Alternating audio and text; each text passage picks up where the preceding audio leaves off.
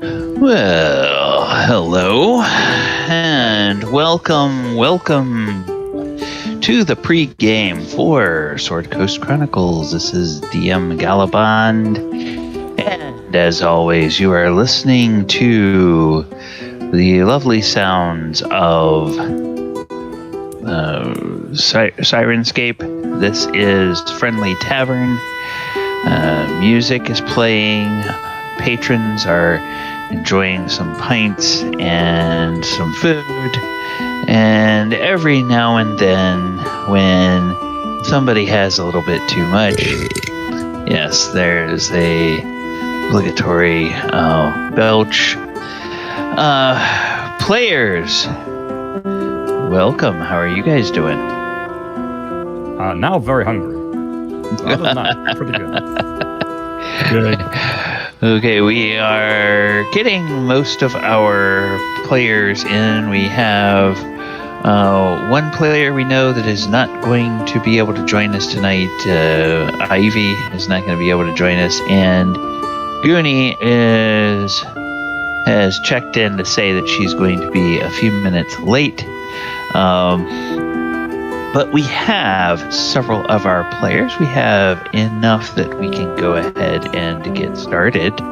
So what I am going to do is I am going to change the soundscape over and gonna go into the recap. We are here tonight for session 77 of Sword Coast Chronicles.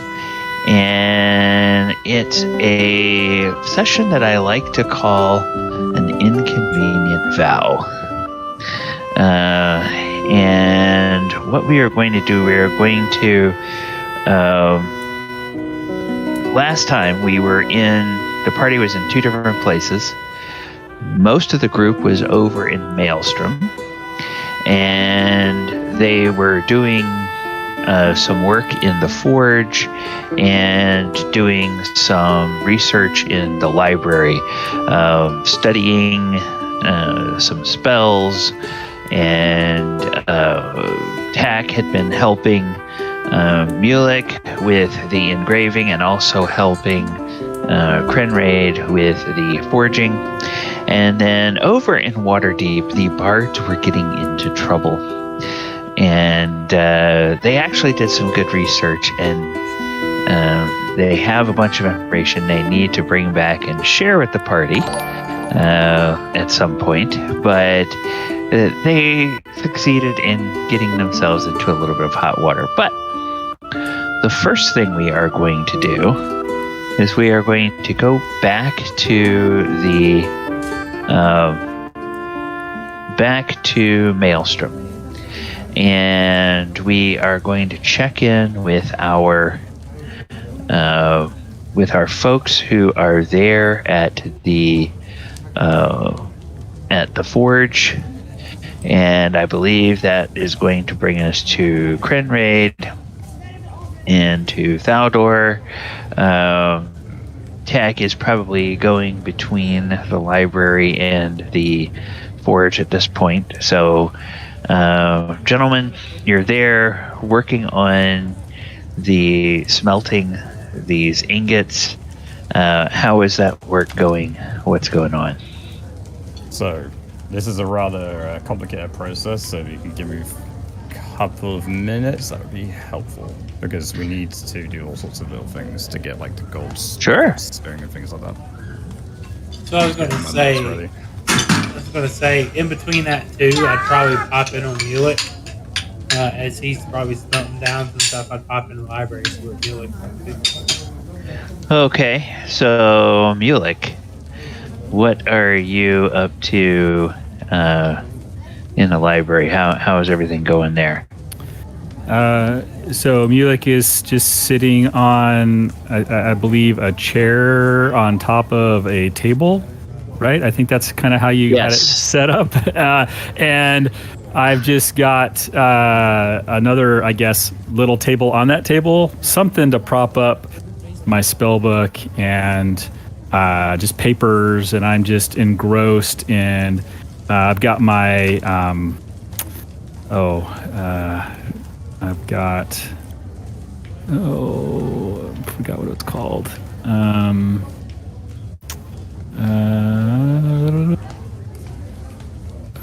The spell. What was it? Oh, dang! I can't find it. The spell crystal thing. I've got incense going, and I'm trying to capture the spell shard. I'm trying to capture the spell shard. Okay. Yeah. So I'm trying to infuse in my spell shards some spells that I've acquired and have studied over time, and I've just now got the skill to master after much practice, and so I'm just diligently working on that. So I wouldn't be able to see him from the ground, right? But I'd probably see his incense burning, I imagine. As you walk, if you are walking into the library, you'll smell that incense, and you look around and you realize it's coming from up on one of those tables over there. Should I try to? I could probably try to climb up the table. Yeah, you could probably try to climb up. Go ahead and give me an acrobatics check. Or an athletics check. It's your choice. That was acrobatics. That was a +5. That was a bad roll. Okay. Yeah.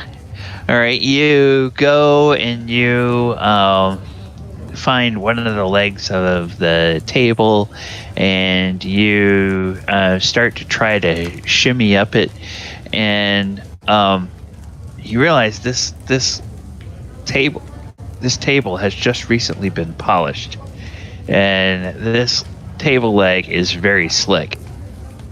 And Mulek will hear something like scratching or slipping or sliding on the table, and I'll get up from what I'm doing, and I'll walk over, and I'll see Thaldohr down there, and I'm like, "Hey, what are you doing?" Just came to check on you, bookworm. See what's going on. I would be reading with you, but I think you want to be left alone. And apparently, Krenraid needed my expertise with my fine hands. So the heat's a little too much to take for the moment, so I thought I'd come check on you. Yeah, here, and I'll cast fly on him, and I'll bring him up to me, bring him up to the table. Oh yeah. Oh, okay. Fly up to the table. Here, this will help you get up. Yeah, I'm just up here. I've acquired this book. This Dagger Dark spell book, and it's got some spells in here that are very interesting, and so I'm just sorry to kind of be a loner, but I need a lot of time to study these so that I can help them, or I can help our party with them. So what spell are you thinking of acquiring out of that book? Oh, so this one we have actually seen. And it's we've seen it a couple times, and I finally have gained enough skill that I think I can cast it myself. It's this Wall of Force. Was that invisible wall that guy cast? Yes, it's called Wall of Force, and it's a very powerful spell, but it takes a lot of time to study and learn. So that's actually one of the spells that I'm working on up here. I don't want to take all your time there. I know that takes you a while to do that.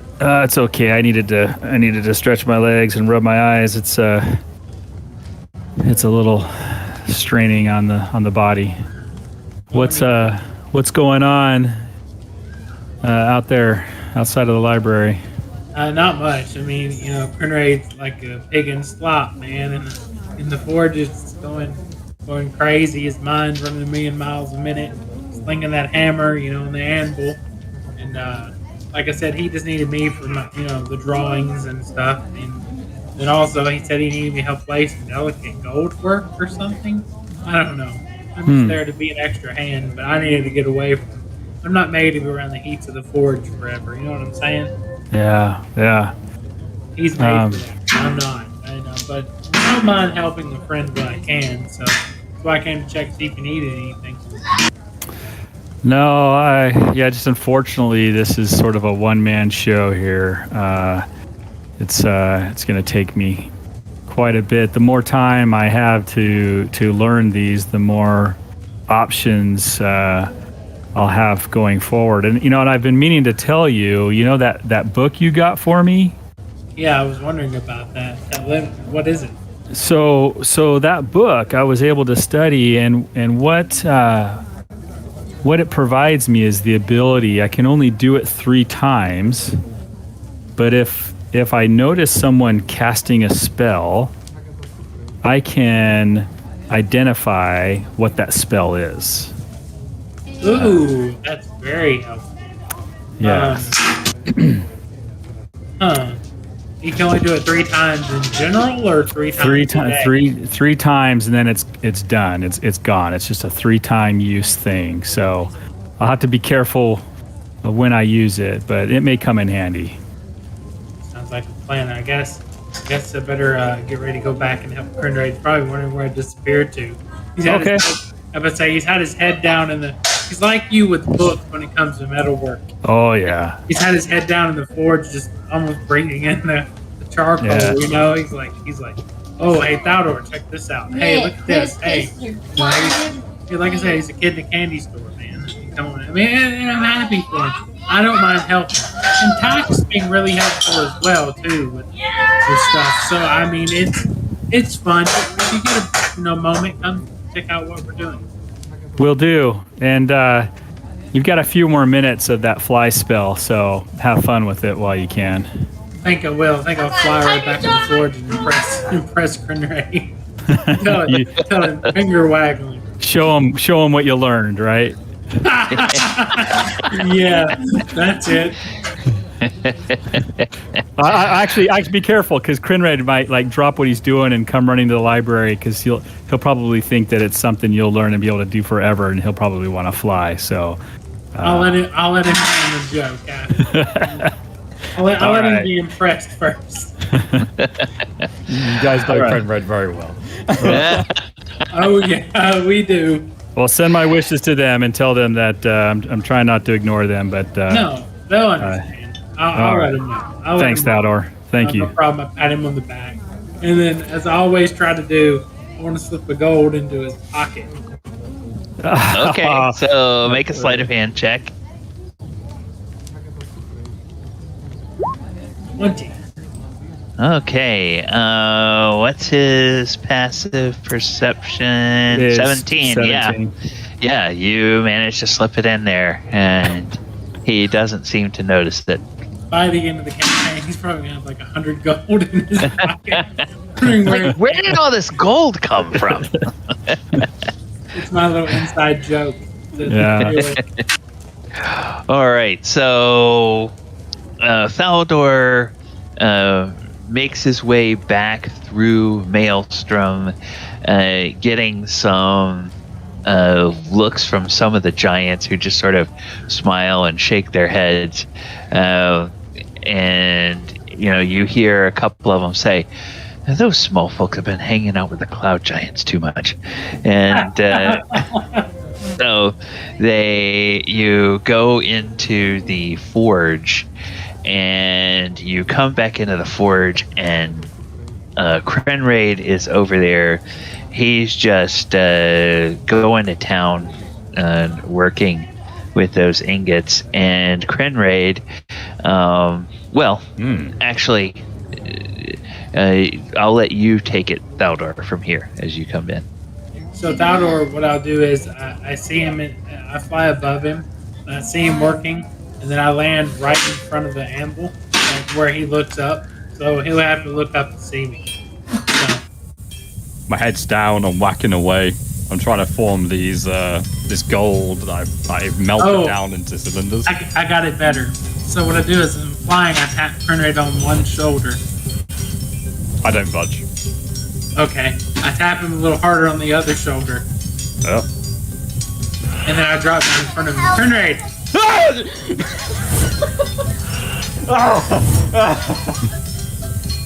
Oh my god. Oh.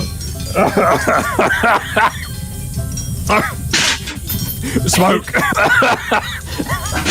Get your head out of it. Get your head out of the embers for a minute, Krenraid. I did some finger waggling. Next time you're gonna vault over someone, you may want to warn them first. No, so I start to hover a little bit. I actually start flying up, about a foot off the ground. I'm not until the spell wears out. I'm not gonna go that high. But you see Thaldohr just come up off the ground about a foot. Did you grow taller as well?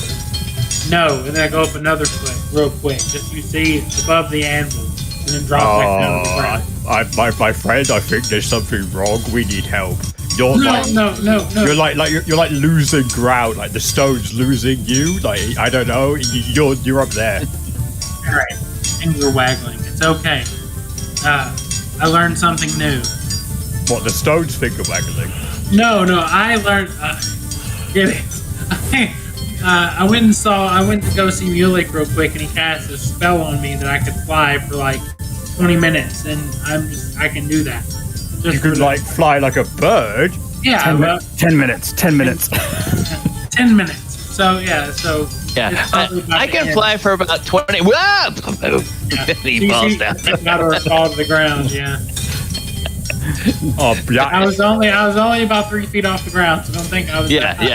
No, you don't take any damage. He breaks a leg. No.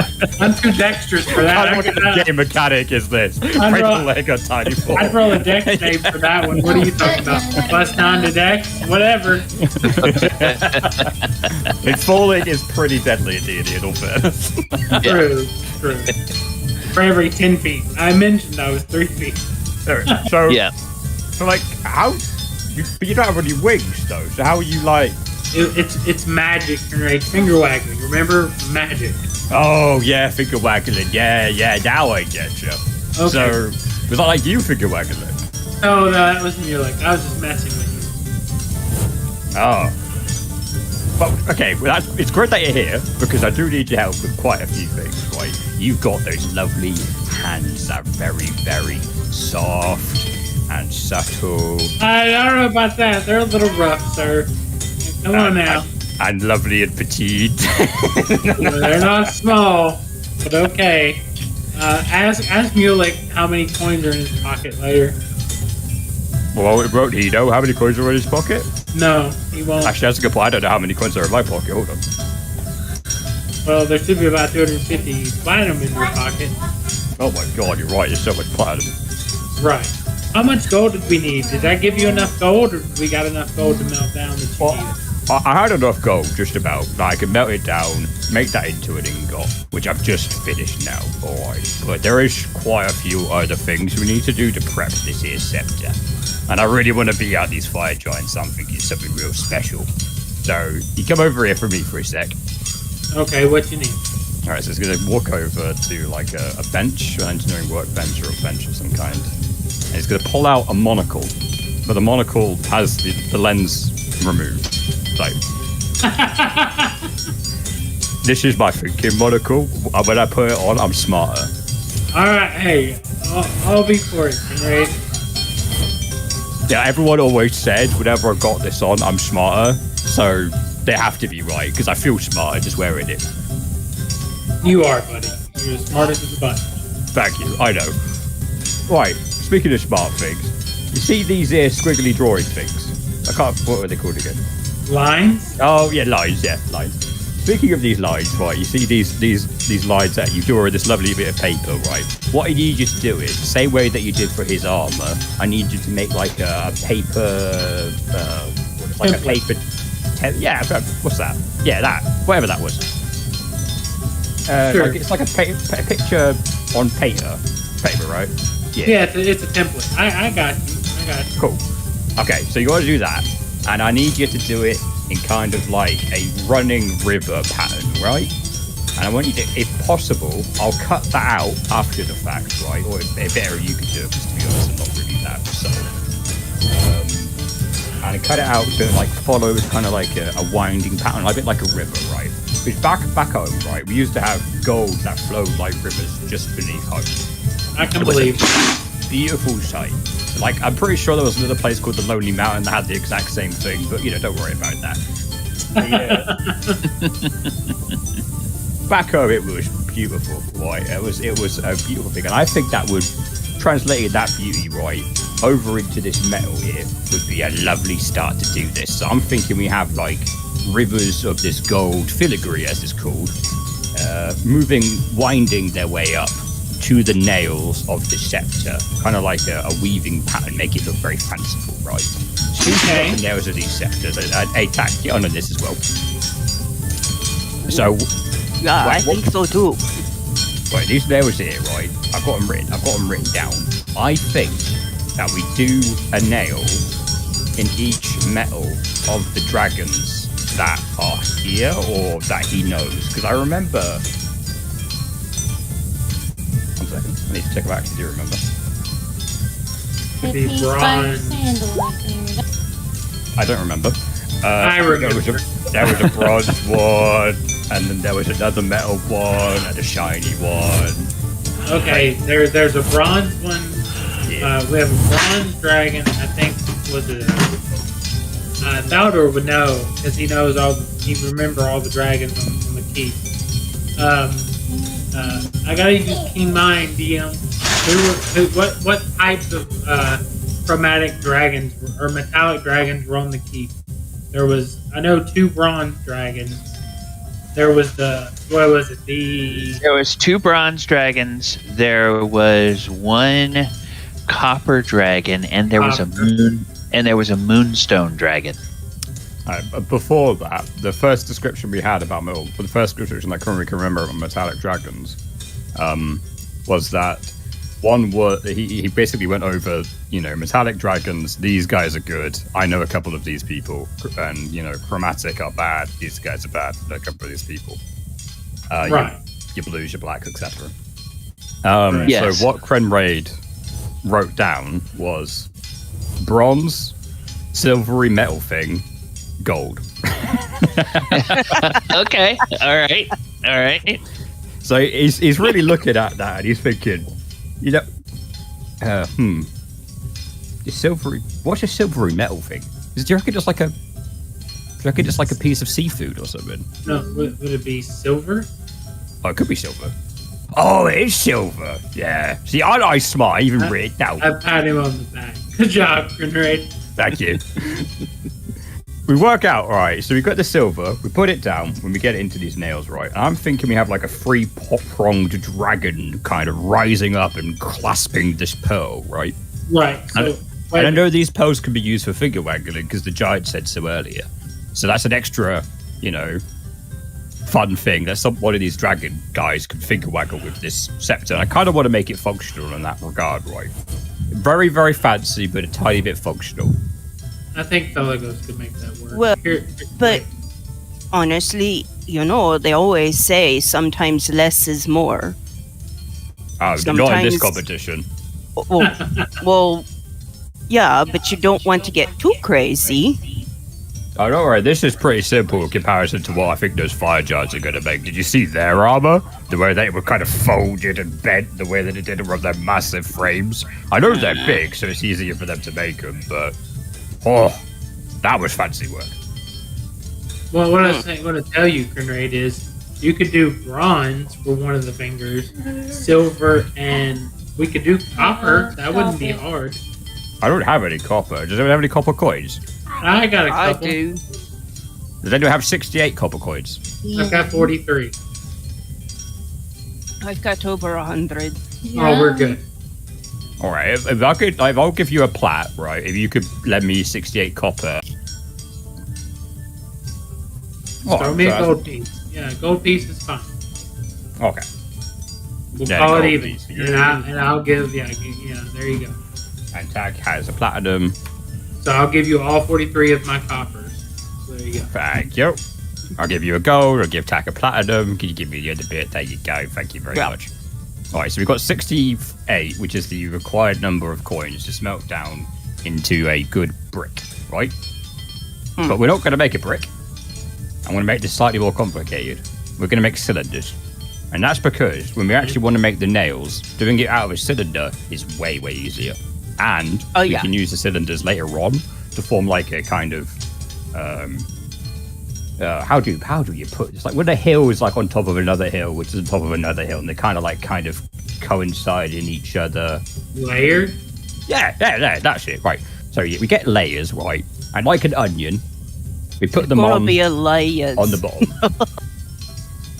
And then when we've done that, that'll be extra fancy on like the little bottom, like a little pummel, right, of layered metals of the same that are in the nails. So it has like a bit of extra detail at the bottom of the Ooh, that reminds me, it also would look like scales. The nails, the fingers, the elbows. Okay. So that leads me to my next thing. Yeah. I need you, Tak, if you could you make this? Could you melt down these copper, this bronze pot I bought from Barovia, and the silver? If you can melt that down.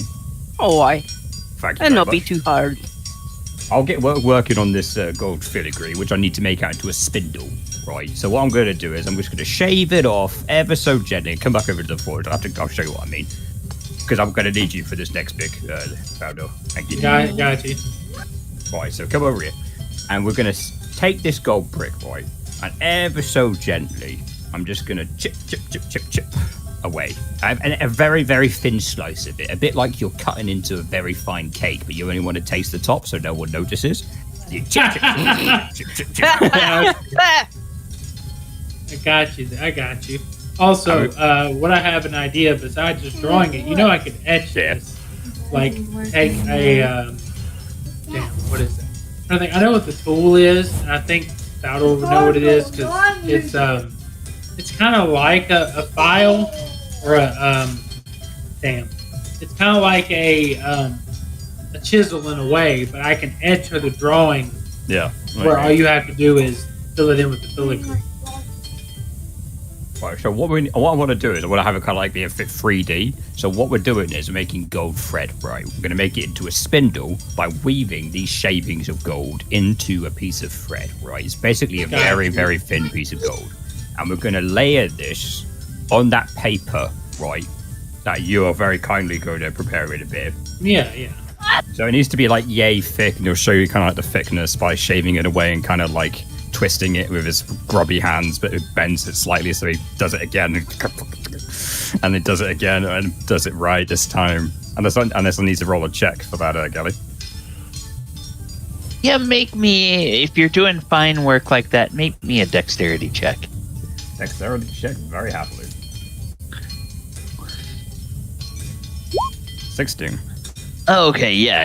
You get it close on the first time, and everybody else it looks fine, but to you know that no, that's not quite the way you wanted it. So you have no problem doing it. It's just it takes you 2 or 3 times to get it exactly the way you want it. It's so finicky. It's so finicky. Oh my. Would you like me to try? Yeah, that's why I'm kind of showing you, because you're much more adept with your fingers than I am. Mine are a bit too big for this, but this one's a good example, right? Let me try. Basically, I'll shave it off, and if you could sit there and kind of weave it together, making it into like a bit of rope, right? It's ever so thin, it's ever so small, but if we get it just right, it will look like a very smooth piece of kind of gold that we can do 3 times over, connecting to the talons, right? And it will connect all the way down to the bottom where we have those onions at the bottom. Gotcha. How's that, Gally? Oh yeah, that's fine. Krenraid, you see that Thaldohr is very adept at doing this, and he's very quick study. Once you show him the example of what you want, he's able to get to replicate those. I know you could do it. Those fingers look they would be perfect for this, right? So we can keep doing this for a bit. Okay, so while these guys, we're going to come back to you in a little bit. While these guys are here working on this particular task, We are going to go across the Sea of Swords. And we are going to find ourselves in the town of Waterdeep. And Falazure, how are you doing? I'm doing all right. Okay, wonderful. So, Falazure, you and Bell knew you were on a cobblestone street, and some mysterious figure came by, tried to place a curse on you. You shook it, but you were able to cast a greater restoration on her and free her from the effects of that curse. So there's no lingering effects to her. And she's fuming and everything, and you are walking along, and suddenly you fall into a waking dream, Falazure. Uh-oh. In your dream, you have a visceral vision that puts you in the shoes of Gedrin Thaldohr. Gedrin Thaldohr is a paladin of Helm who died in 1463, nearly 30 years before the present day. Now, Gedrin was known as the founder of a religious sect called the Eye of Justice. And the Eye of Justice is based on a vision that the young Gedrin had as just a child. And Falazure, you've heard this story, and now somehow in this waking dream, you are experiencing the events of this story as an eyewitness. In your vision, you stand among a sea of spectators who watch a duel. And it's not just any duel. It's a duel where Helm himself is fighting a duel of honor against Tyr, the god of justice. And in the way of such dreams and visions, Falazure, you understand that this duel was the result of a misunderstanding. You see, Tyr was courting Tymora, and the two lovers had recruited Helm as an intermediary that they both trusted to deliver messages back and forth between them. But followers of two dark powers, Asmodeus and Vecna, those followers of those two dark powers used people that Tyr trusted to spread a rumor. And the rumor they spread is that Helm had stolen Tymora's heart from Tyr.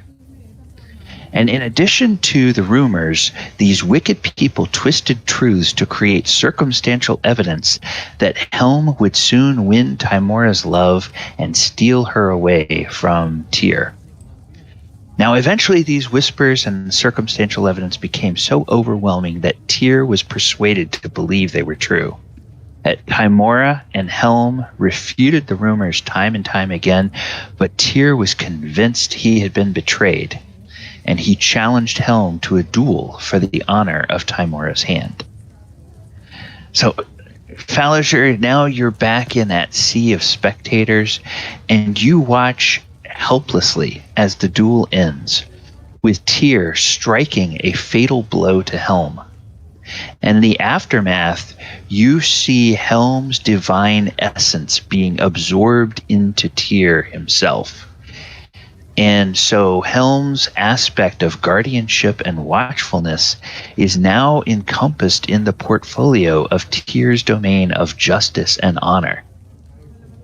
And Falazure, the next thing that happens is Tyr looks up from Helm's corpse straight into your eyes. And Tyr raises the blade of his sword to point at you. Suddenly, scales appear hanging from the blade of that sword. Then those scales of justice tip, and you see disappointment in the eyes of the god. The vision fades, and you stumble, nearly falling to the cobblestones of the street, as some part of you seems to be torn away. In that moment, Falazure, you feel yourself cut off from the divine presence of Helm. There's an empty void in your mind and in your heart where the connection to your deity used to be. Oh, shit. How do you react to that vision and that feeling? So he comes to, and he just starts like, I don't know. He starts vomiting. Okay. Yeah. All right. And Belle pulls you aside out of the street and sort of just is there, and she roots around in your bag and pulls out something from your bag and gives it to you to wipe your mouth off. She's not going to give you any of her own stuff. She and then she kind of wrinkles her nose a little bit. You feel a little bit weak, and you sit down over there. But you're a lore bard, and you have heard, and you probably have told many stories that are very similar to what you are currently experiencing. And those stories always feature a cleric or a paladin or somebody that's been ordained and given special privileges by their god, somehow doing something, and it's not always something obvious, but somehow doing something that causes them to lose the favor of their deity. And now the good news is that these stories almost always end with the ordained person's powers being restored after they perform some kind of penance. And these stories tell you what the first step that you must do now. What you need to do is go seek guidance from a senior member of the Church of Helm. And so that means going somewhere to find answers. And for a follower of Helm, you know there's a place not far away from Neverwinter that can give you those answers. That place is Helm's Hold. Wow. So in a moment, and we're just going to say, since Ivy couldn't make it, Ivy's just going to go wherever you go. In the state of mind that Falazure is now, would Falazure want to first go and regroup with his with the rest of the party, or would Falazure think, I got to get to Helm's Hold, and immediately want to use the teleportation to get either to Helm's Hold or to Neverwinter, whichever one he may be most familiar with? That's a good question. Who do I want to bring in on this shenanigans? I think he would take Belle and himself back to everyone else. Okay. All right. So you have the conch, which hasn't been used today.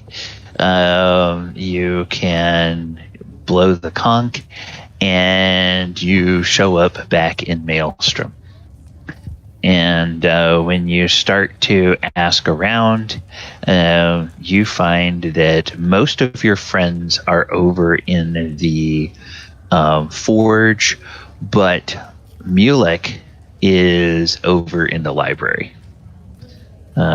So which of those two places would you head? Well, he'd definitely go to Mulek. Okay. So Mulek, you're studying, and then after a while you hear somebody come in. You look up and, hey, there's Falazure. Oh, hey, you guys are back? Yeah, something like that. What's going on? Well, You know how Bell's always a bad influence on me? Okay.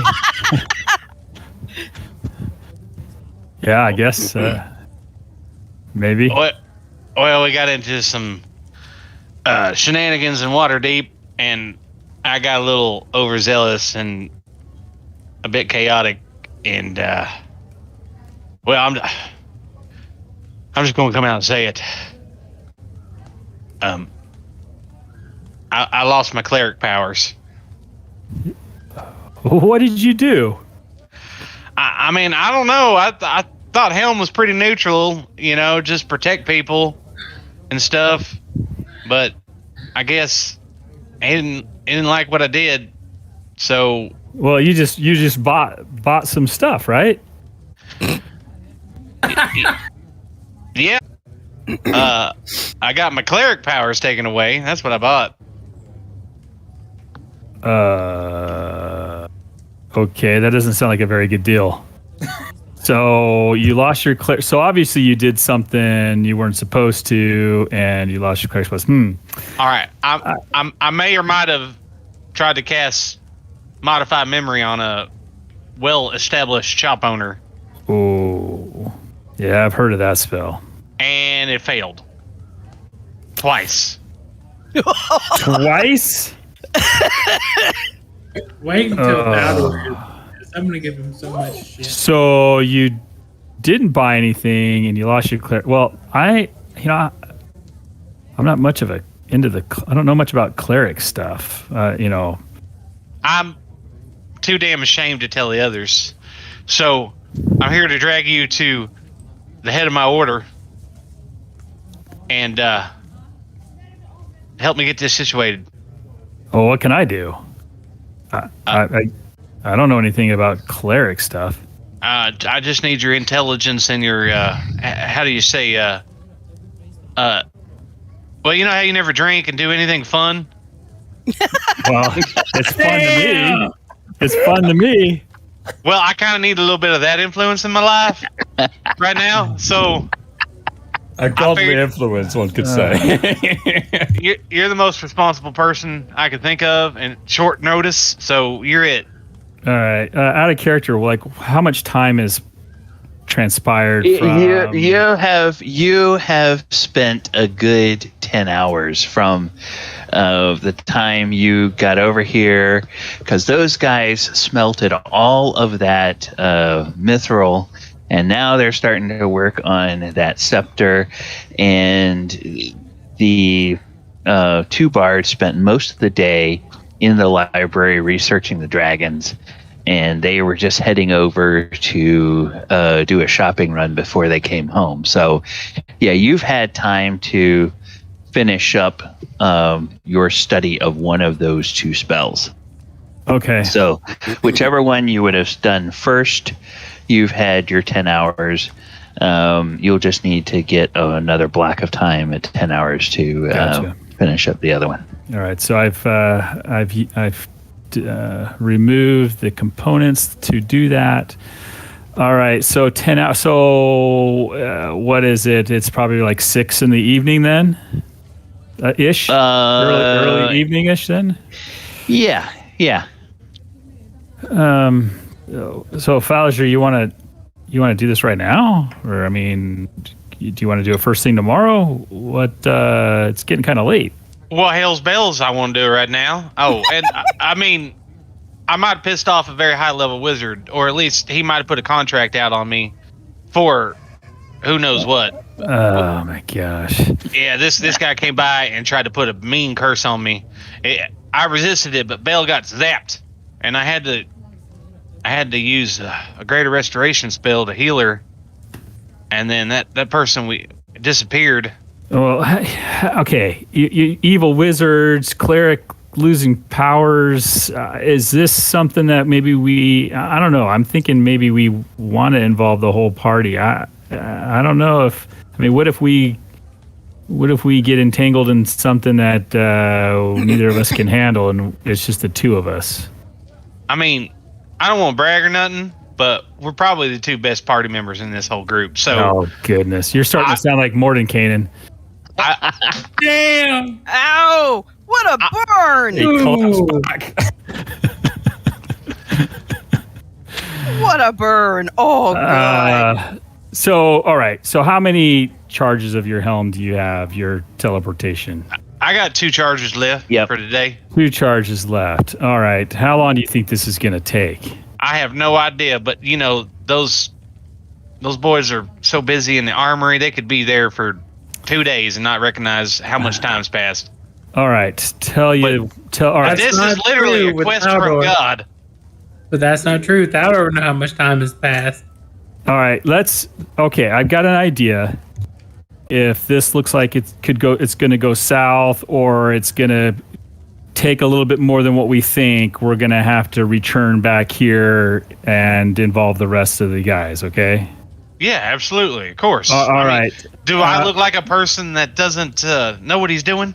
Well, you're in this situation, aren't you? I mean, this is more of a divine, how do you say, unexpected circumstance. All right. Well, that's I mean, this is pretty out there. I mean, I've heard some stories, but I thought Helm was pretty passive. You know, he's all right. Maybe they make you walk over some hot coals or something. All right, let's go visit the guys really quick. I got to do something with all of us together before we leave. Okay, I won't tell them what we're doing. I'll just tell them that you need assistance and we're gonna head out for a little bit. All right. Yeah, that sounds good. Trust me. Let's see if we can get Famous this figured last out. words. Trust me. All right, so I'm going to, let's see, I already burned one of those. I'm just going to slide down the table, or slide down the leg. Am I able to do that okay? Yeah. Off the table? Yeah. Either athletics or acrobatics, whichever you I believe. Acrobatics. Oh my goodness. You lose your wizard powers. I lose my wizard powers. Yeah, he hits his Oh, head on the way down. No, you can blame it on the bard that just brought you bad luck. Well, we'll just figure out well, start explaining what happens. I might have a save. You lose your grip and you slide down harder than you think. Okay, yeah. And yeah, you were going to take half of 1d6, but instead you burn a feather fall and you don't take any damage. I slip fall and I just kind of twinkled. I pull out. Well, actually, what I do is I pull out my revolver really quick, and because it's part of my artificer spells. And I pull out the revolver, quick draw, and I launch it off, and like a bubble kind of forms underneath me and allows me to gently glide down. Twinkle, twinkle, twinkle. All right, let's go find the rest of the guys and before we head out. Okay, so you make your way back over to the forge, and on your way over there, you start to hear the sound of the hammers and everything. And while we're walking over, I'm going to start. I'm going to grab into my component pouch a couple of eggshells. I'm going to start kind of moving my hands around, whispering in my breath, under my breath as we arrive. So I'm going to spend about 10 minutes doing this, or I guess 11 minutes, doing this as we arrive to the rest of the party. And hey guys, look who showed up. Oh, welcome. Hey, what's up, Falazure? Did you manage to get your shopping done? Oh, yeah. What did you find at the library? So he explained to me there's a little bit of an issue. I'm going to go help him out with something. We shouldn't be gone long, but Insight check. Insight check.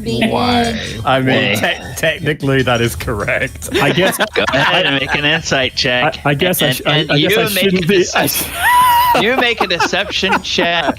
There you go, 23, Mulek. I should not have been the one to do this.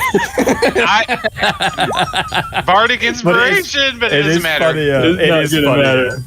Okay. I won't roll anything because he doesn't know anybody enough Let's role play it out.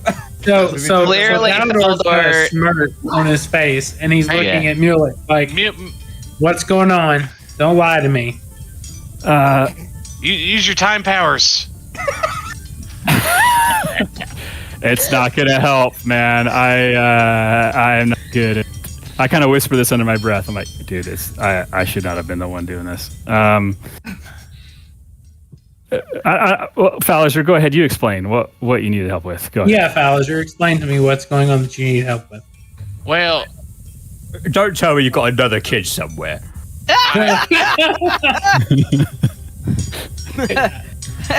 Out of character, he wishes that was the problem. it's worse than that, Krenraid.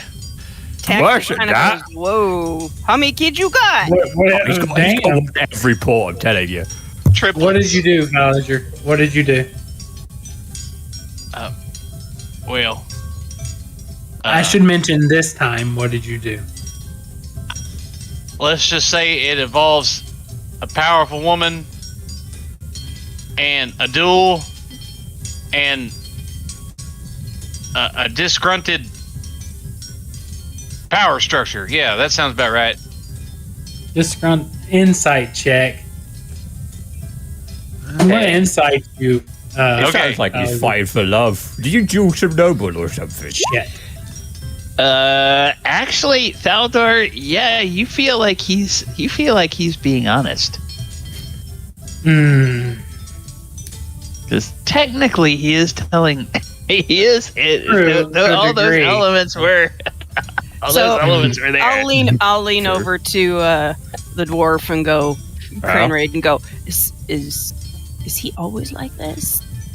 No, today's a good day. Oh. Why did Yeah, you like the see him on a sun's bad out. day? Nah, he's fine. He's a very responsible, well-mannered young man. He'll be fine. Yeah. So, anyways, guys, we're not going to be. The plan is not for us to be gone long. But if Where are you going? if perchance something happens, I want to make sure that we can all communicate with one another.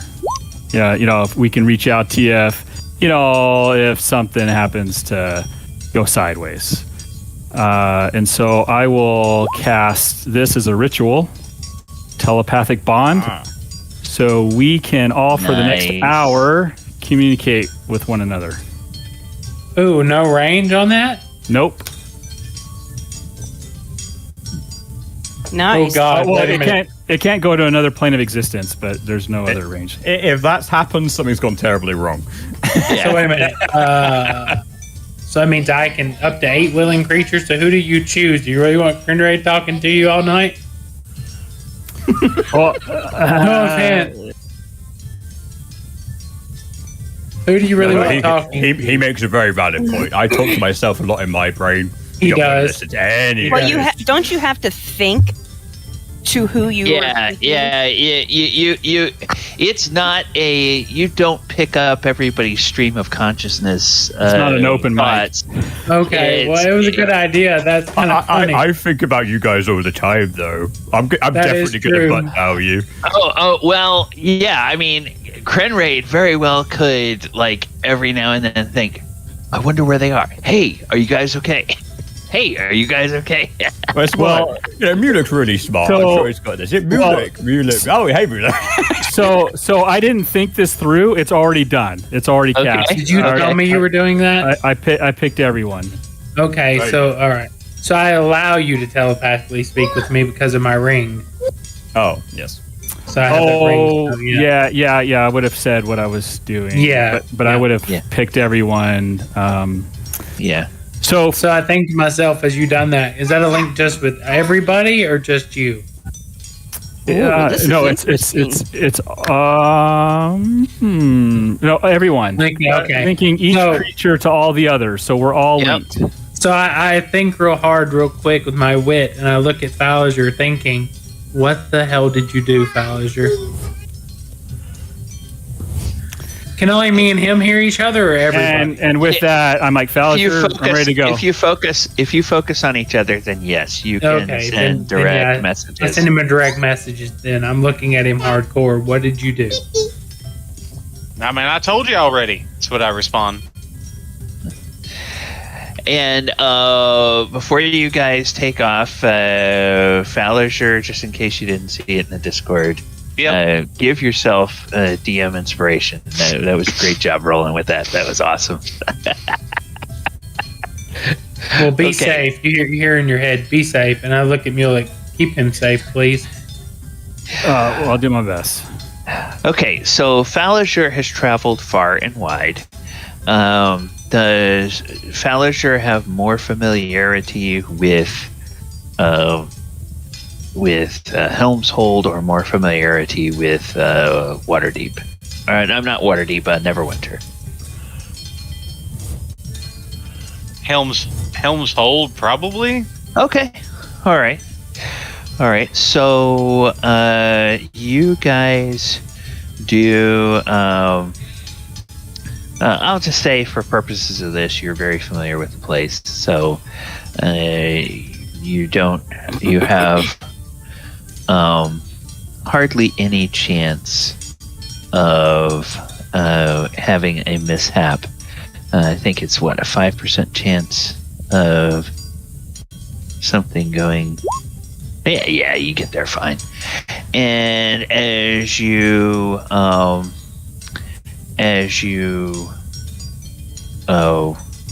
arrive there, you see the grand hall of Helm in front of you, and you start walking towards it, and as you go in, there's some priests around and a few of the worshippers and a couple of paladins there, and there's some people over there talking to folks. And then up towards the front, you do see a couple of clergy gathered together. And you approach them, and one of them will turn to you, and he will introduce himself. He says he's got the regalia that identifies him as a high cleric of Helm. And he says, hello, my sons. My name is Turif Tilzatri. How may I help you? Well, I guess you could say that I'm Helm's deep in trouble with my deity. and he says, oh, that is, well, I do not mean to make light of your predicament, but that was a rather humorous way of putting it. Please, come to my study.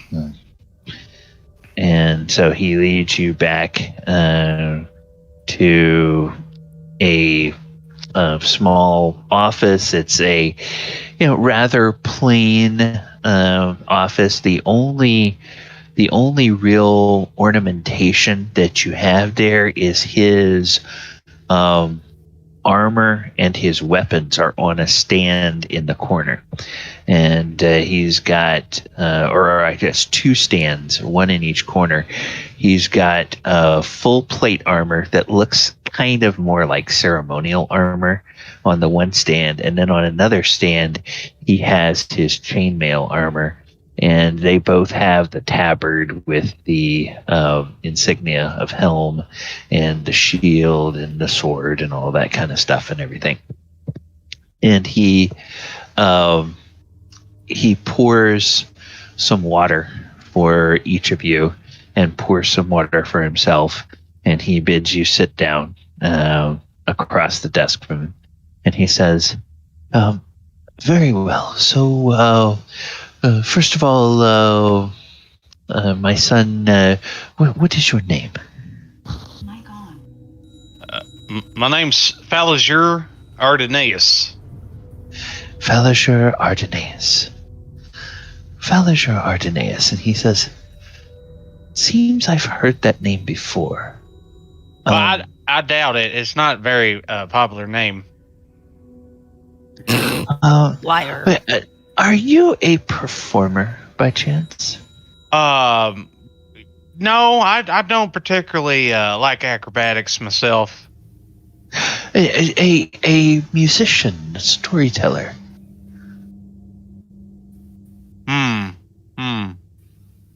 I seem to remember it might have been somebody different, but there was someone with a name very much like Falazure that performed here at Helm's Hold several years ago. It was quite an enjoyable performance, as I recall. Lots of good stories about the faith and stories about knights and gallantry and even a few funny songs that had everybody laughing. It was a good performance. Well, okay, I thought perhaps maybe that was you. I mean, I'm already in hot water. I might as well just come clean. Yeah, it was me. I am the first bard of Helm in history, I think. And well, as you know, Father, I got a wild spirit, and it's hard to serve Helm as chaotic as I am, and well, forgive me, Father, for I've sinned. Oh. Well, tell me, you say you are a bard of Helm. Have you taken holy orders? Were you ordained? Yes, I was ordained as a cleric, but it just...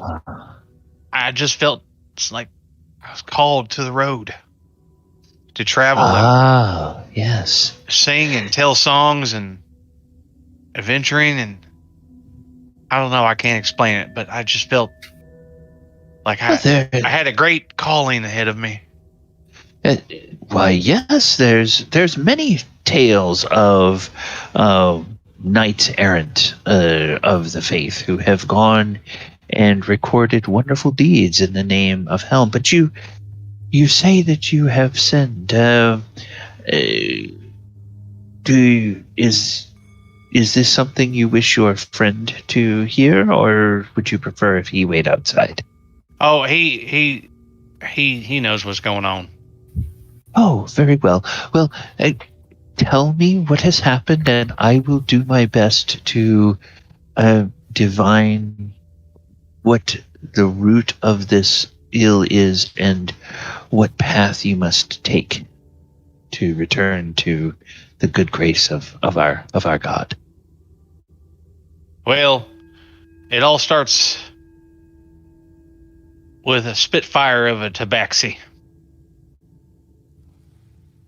And I met her one night, and it was real cold, and it was snowing, and she was freezing half to death, and she was hungry, and she was being chased by poachers.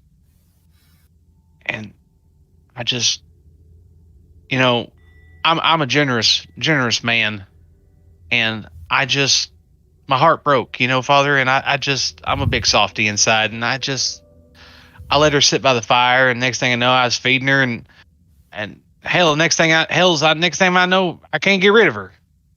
But she's crazy. Okay, so crazy in a good way, though. I mean, if you met her, you'd know what I mean. Yes. So you helped this tabaxi.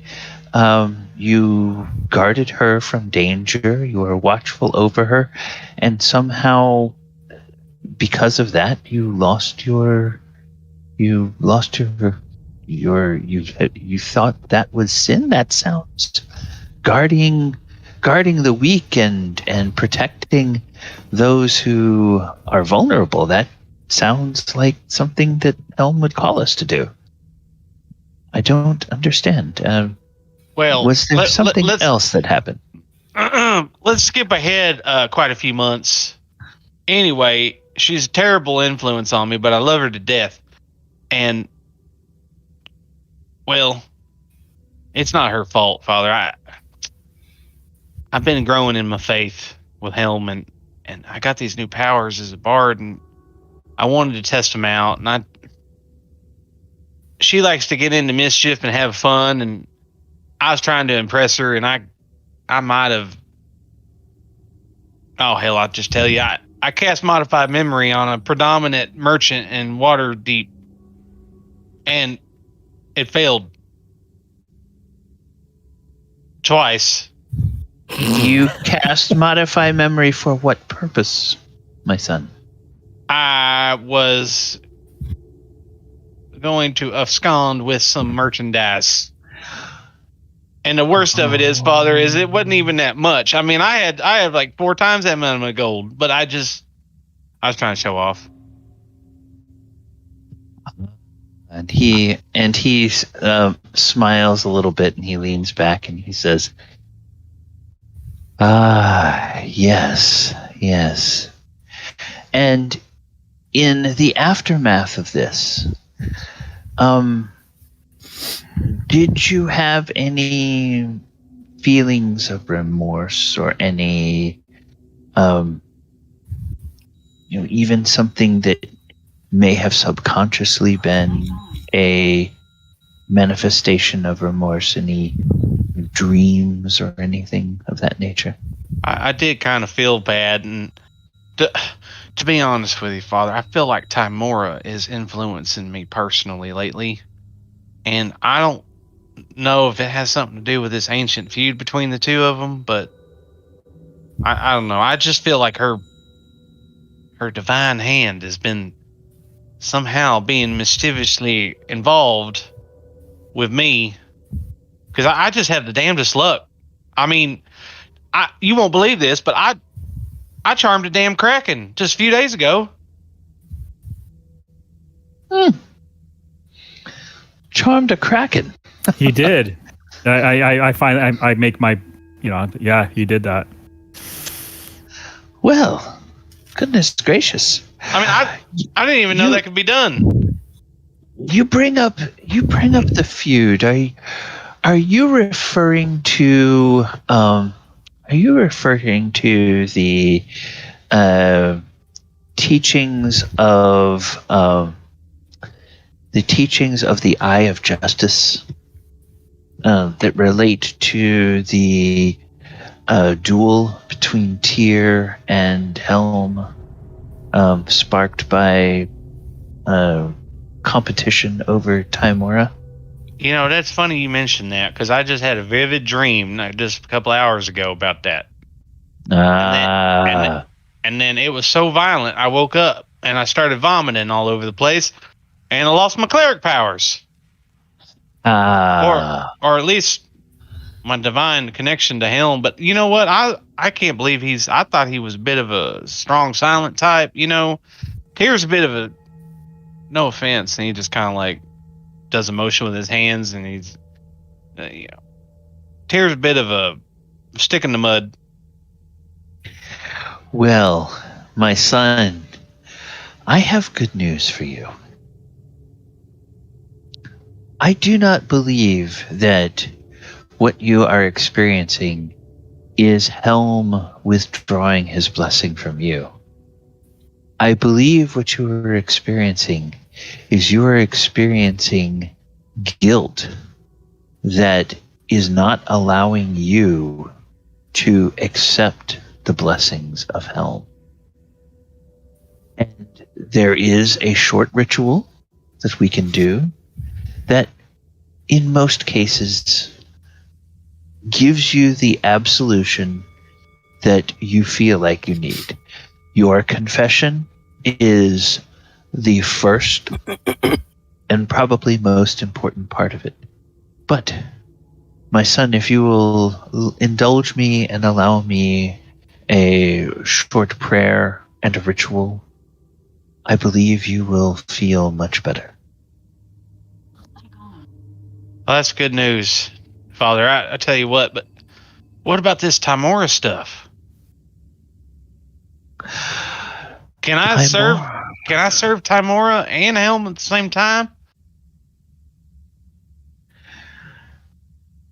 There may be a way of doing that. But let us reunite you, or let us return your connection to Helm, since it seems like you broke that unknowingly.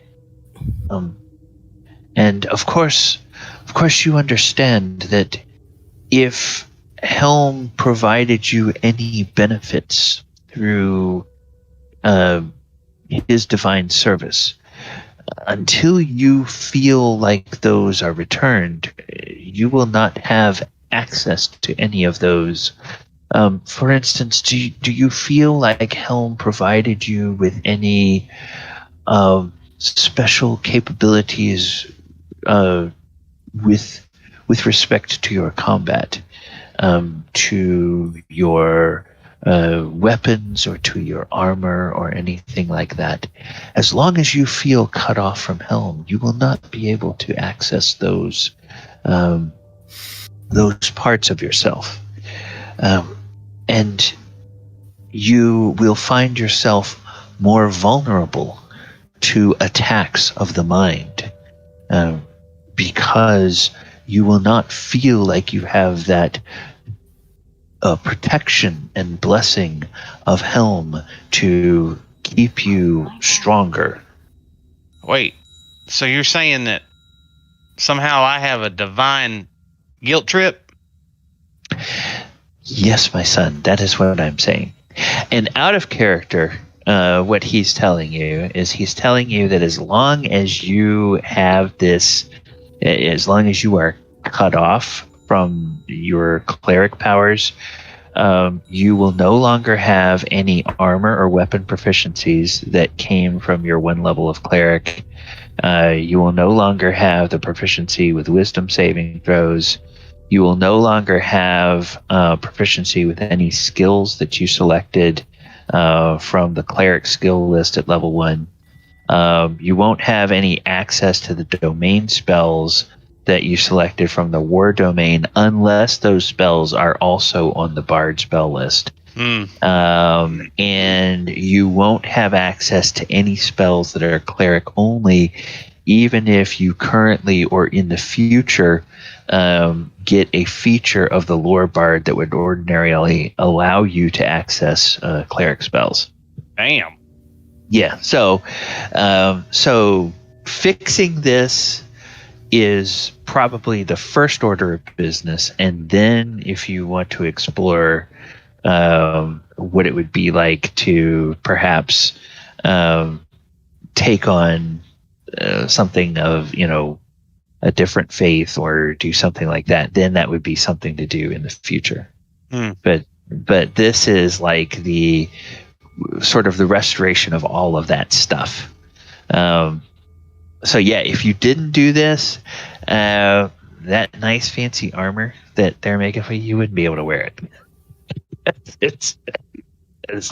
You get the ability to use that armor from being a war cleric. That would go over well.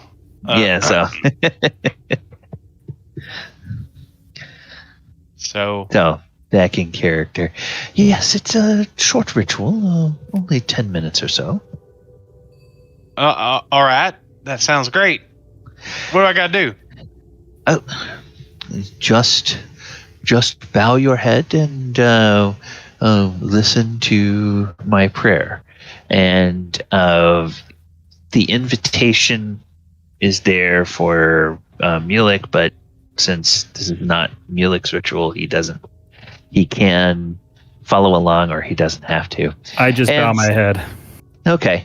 And so he gives a short prayer and talks about the greatness of Helm and yada yada yada, and then at the end of that prayer, he will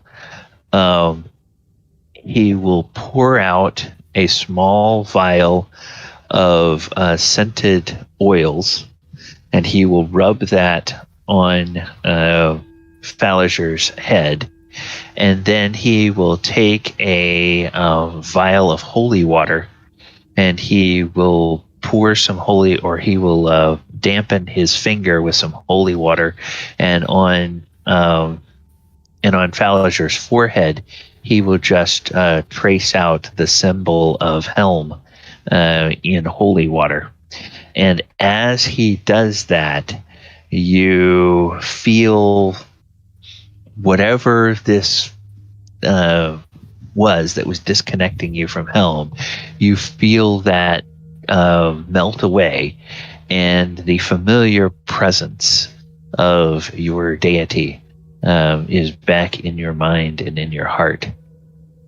And you feel like yourself again. Oh, man. Hails bales. That feels better. He says, there are those that you're not the first person who's come to me and talked about the visions from the Eye of Justice, but there are those in the more traditional arm of the clergy that think that the people who follow the Eye of Justice are heretics.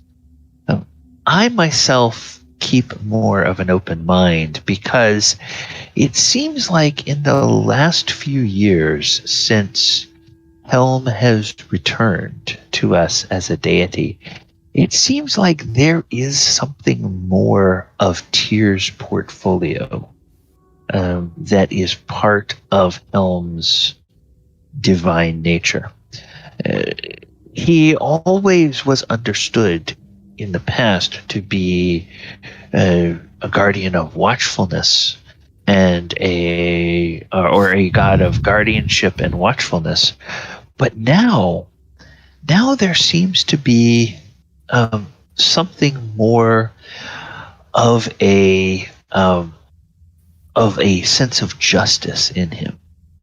So there is that essence that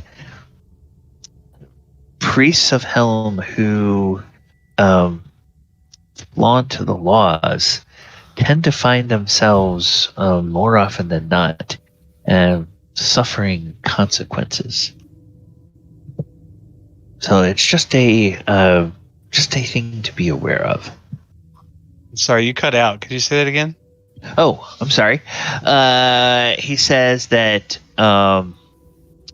that ever since Tyr returned, he's got more of the portfolio of justice that seems to be part of Tyr's portfolio that is now also within the domain and portfolio of Helm.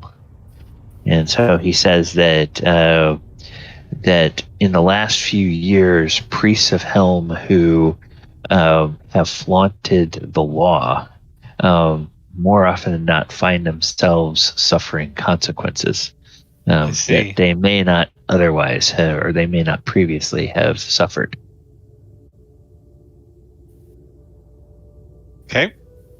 So, yeah. So you are, you feel restored. And he says, very well. Falazure, are you going to be staying with us for a time? Are you going to be performing here at Helm's Hold? Or hint, hint? Well, I can definitely put it in my scheduling. Probably not this evening or tomorrow, but I'll come back and let you know or send word. But before I forget, Yes. I probably should open with this, but the Cult of the Dragon is back, and they want to bring Tiamat back. Oh, yes, we have heard rumors of that. And he looks at to the two of you. You were fighting a kraken. Does that have something to do with your efforts against the Cult of the Dragon? Yeah, it definitely is. Apparently, we're trying to track down this ancient blue dragon named Iymrith. Have you heard of her? Iymrith, whatever. The Doom of the Desert? Yes, I've heard of her. She is a bad one, that. She has, if the stories I have heard are true, she has several fully grown adult children. And she is also supposed to have a lair that is, some rumors say her lair is guarded by items and relics that are from the ancient Netherese Empire. So, if you must face her, I would do everything I could to face her out of her lair and not within it.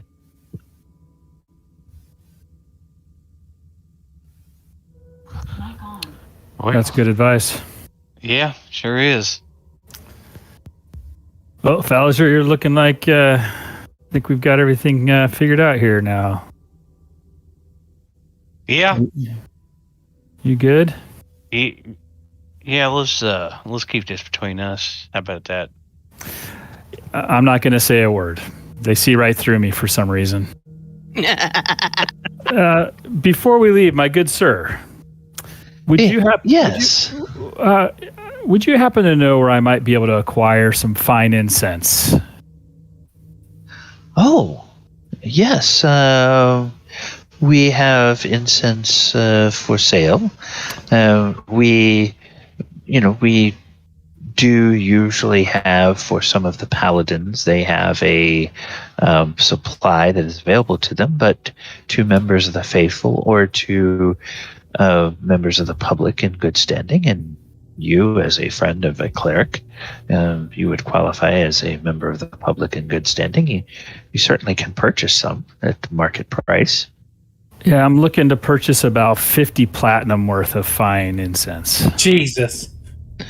Oh, well, yes, I believe that would give you close to a full crate of incense. You can go to the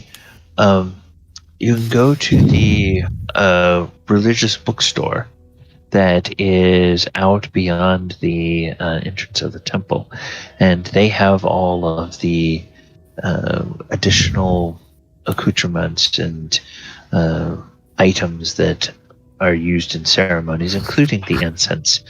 They should have some of that back in the back storeroom. Falazure, you mind if we make a quick pit stop on our way back? Where are we going? Just to their store there. I want to pick up some incense before we head back. Maybe you can buy some weapons too. Do you say that over your mic to us? Sorry, that was his conscience. No, Sorry. You can talk to us.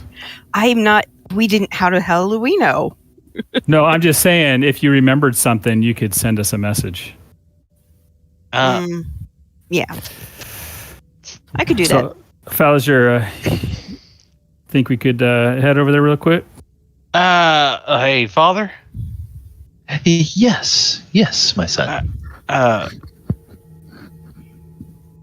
A lady by the name of Stacy doesn't still work in there, does she? I don't believe so, my son. Oh, okay, Mulek. Yeah, we can go in there. Oh my gosh. Thaldohr thanks real hard, real quick, and thanks to Mulek. Mulek, is Falazure okay now? Yeah, he's good. We should be heading back here shortly. Sounds fun. It's getting a little hot in this forge. Hey, Krenraid, as I'm thinking in my head. So there's a little voice in my head. I will buy more tobacco. I sent a message to Mulek. Mulek, if you can pick up some tobacco while you're out, will be a good surprise for Krenraid. He's thinking about it. Oh, he's thinking about tobacco? Yeah. Pick him up a bushel. I'll cover the cost. I'll see if they've got it. Should we head out, Falzaure? Yeah, sure. Do we just out of character just get what he needs from the shop and back? Yeah, you guys can, and in their shop they do indeed have pipe tobacco. Several different kinds of pipe tobacco. Some more aromatic than others, and Mulek, I'll let you just decide whether you get plain Jane or whether you get something kind of spicy. No, I'll get them a mix, like a variety pack. Okay. All right. I don't smoke myself, but I'll just kind of just randomly pick one of these, one of those, one of that. Falazure does. He smokes occasionally. He probably helps you. Okay. Pick out some good product. Yeah. So between the two of you, you spend 50 platinum and 5 gold. I think Thaldohr is the kind of guy that would like apples. Just hearing him talk in my head, because he's thinking about me, because I'm right there next to him, and so you hear Thaldohr real quick inside of his head, look over at Krenraid and go, "Krenraid, you're thinking about me again." Ooh. Oh, sorry. He says out loud. I'm not used to that. You know, I don't really have other people in here very often. It's okay, Kren. Let's knock this staff out, man, and let's put them fire dwarfs to shame. I say that inside your head. It's going really well so far. I don't know about the lining of this spindle. Mwah! It's a friggin' beauty, mate. Oh, no problem. Thanks. You also, in the meantime, have heard Tack thinking about different brewing recipes and stuff. He's trying not to thank everybody. I say it inside my head. Huh? And in my head, I look over and go, Tack, hey, I can hear some of them brews. Could you make me a good fire whiskey-esque brew? Like it's got the bite of some fire whiskey? And Tack kind of blushes a little bit. Oh, sorry, I wasn't. I didn't mean. No, don't be ashamed. It's okay, Tack. But I say that out loud. It's okay. But yeah, if you could think about that, man, that'd be awesome. You know, we could market that. I could be your first tester. Make some good fire whiskey brew. Ooh, sounds good. Oh, I think I could probably find a recipe. Sounds like a plan. And then I shoot a message back to Mulek. Are you good? Did you pick up the supplies? Yeah. So we got the tobacco. Did you say you wanted some brewing supplies too? Yeah, you know what? That'd be a good surprise for Tack. I know he's new to us, but the least I could do is get him. Pick it up, I'll reimburse you. Just get whatever you need, and I'll pay you back. All right. I don't drink much, but I got Falazure here. He'll help. That'll work. Yeah. All right, Falazure. We need to get something to make brewskis. Oh, what do you mean? For Tack, likes to make that fancy drink you guys like. The brewing, some brews. Yeah, as you look around, there's actually a whole area in this store where it says Holy Spirits, and you go in there. I love it. And there's some actual bottled spirits as well as ingredients for brewing beer and fermenting wine and distilling spirits. So they have supplies for all of that. I tell yeast. I tell Mulek, just grab what it would take to brew, like hard alcohol, beer, and maybe some wine. Just grab all the brewing stuff you can. If it costs a platinum, I got you. I don't care. Just get it. I got it. I got it covered. Get one of everything. No, just get one of everything, and I'll pay for it. Just get it. All right.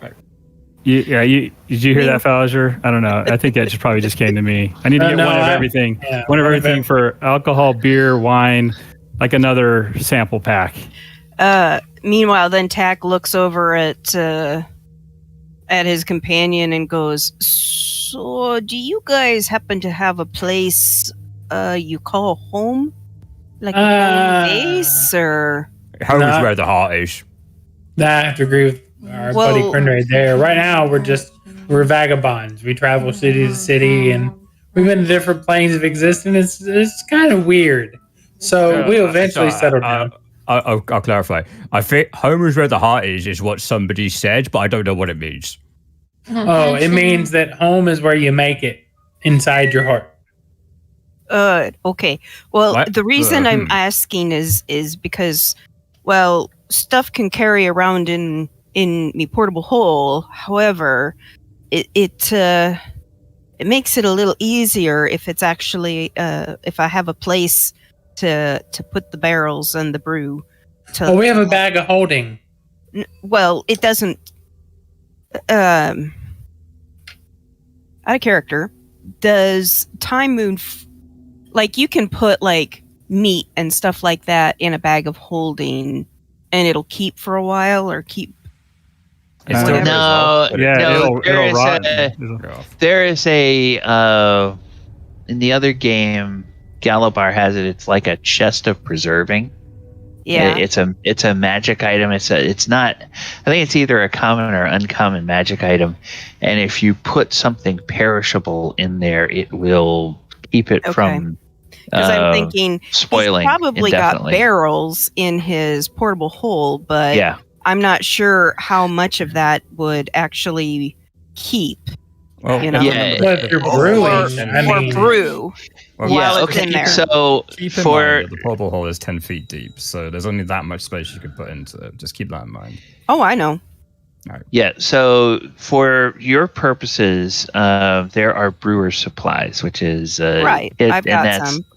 Yeah, basically, they would bring you another, ingredients and everything like that for that. So just mark off 20 gold. Mark off 20 gold, guys. I got it. That's not quite what I was. List. That's not quite what I was asking. Okay, well, go ahead. They're kind of going off of what they're being told third hand, and you don't know that they're there. So sorry, I'm just ending the shopping. Now we'll go back to the forge. Okay. Okay. Sorry. I'll type it out. I'll type out my question because it's an out of character thing. And it's also the fact that because of the way the telepathy works, we have to actually be thinking about the person we want to be communicating with. So like the conversations about, does he want brewing supplies? Yes or no, etc. Right? We don't actually hear any of that. No, that's me. That's me talking to. It's during a monologue, essentially, which we don't hear. I did clarify that as well because I was curious. I was like, wait. No, when I was talking to you, I was thinking about you. And when I was talking to Tack, I was thinking about Tack. Okay. All right. And so Falazure and Mulek, anything else you need to do, or would you head back to Maelstrom after this? By now, Falazure, you've been to Maelstrom enough times that you don't even have to make a check for going there. Yeah, Mulek's done. All right, good. Okay, so everybody will be back together in Maelstrom, but before we get back to that, we're going to go ahead and have our break because it's 33 after the hour. So I'm going to put us back on the slate and bring us back over to the friendly tavern and bring the music up. Yeah, viewers, thank you guys so much for hanging out with us and players. Yeah, it was a fun first part of the session. I'm going to put the timer up. And I am going to go get myself. Speaking of brewing, I'm going to go brew myself a cup of tea. And I will be back in a few minutes. Remember, you can stay here and chat on the stream, or you can move to the off-stream chat if you want to. And I'll be back.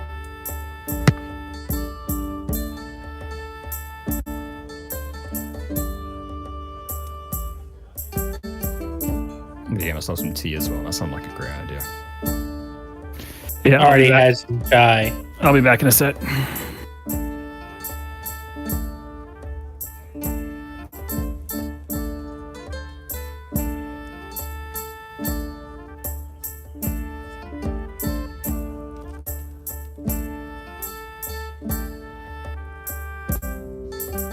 Yeah, I got that, Heather. I see what you're saying.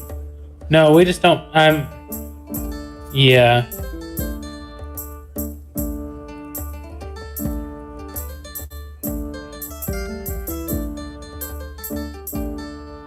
Yeah, I can't type that fast, so if you hear me answer, it's, yeah.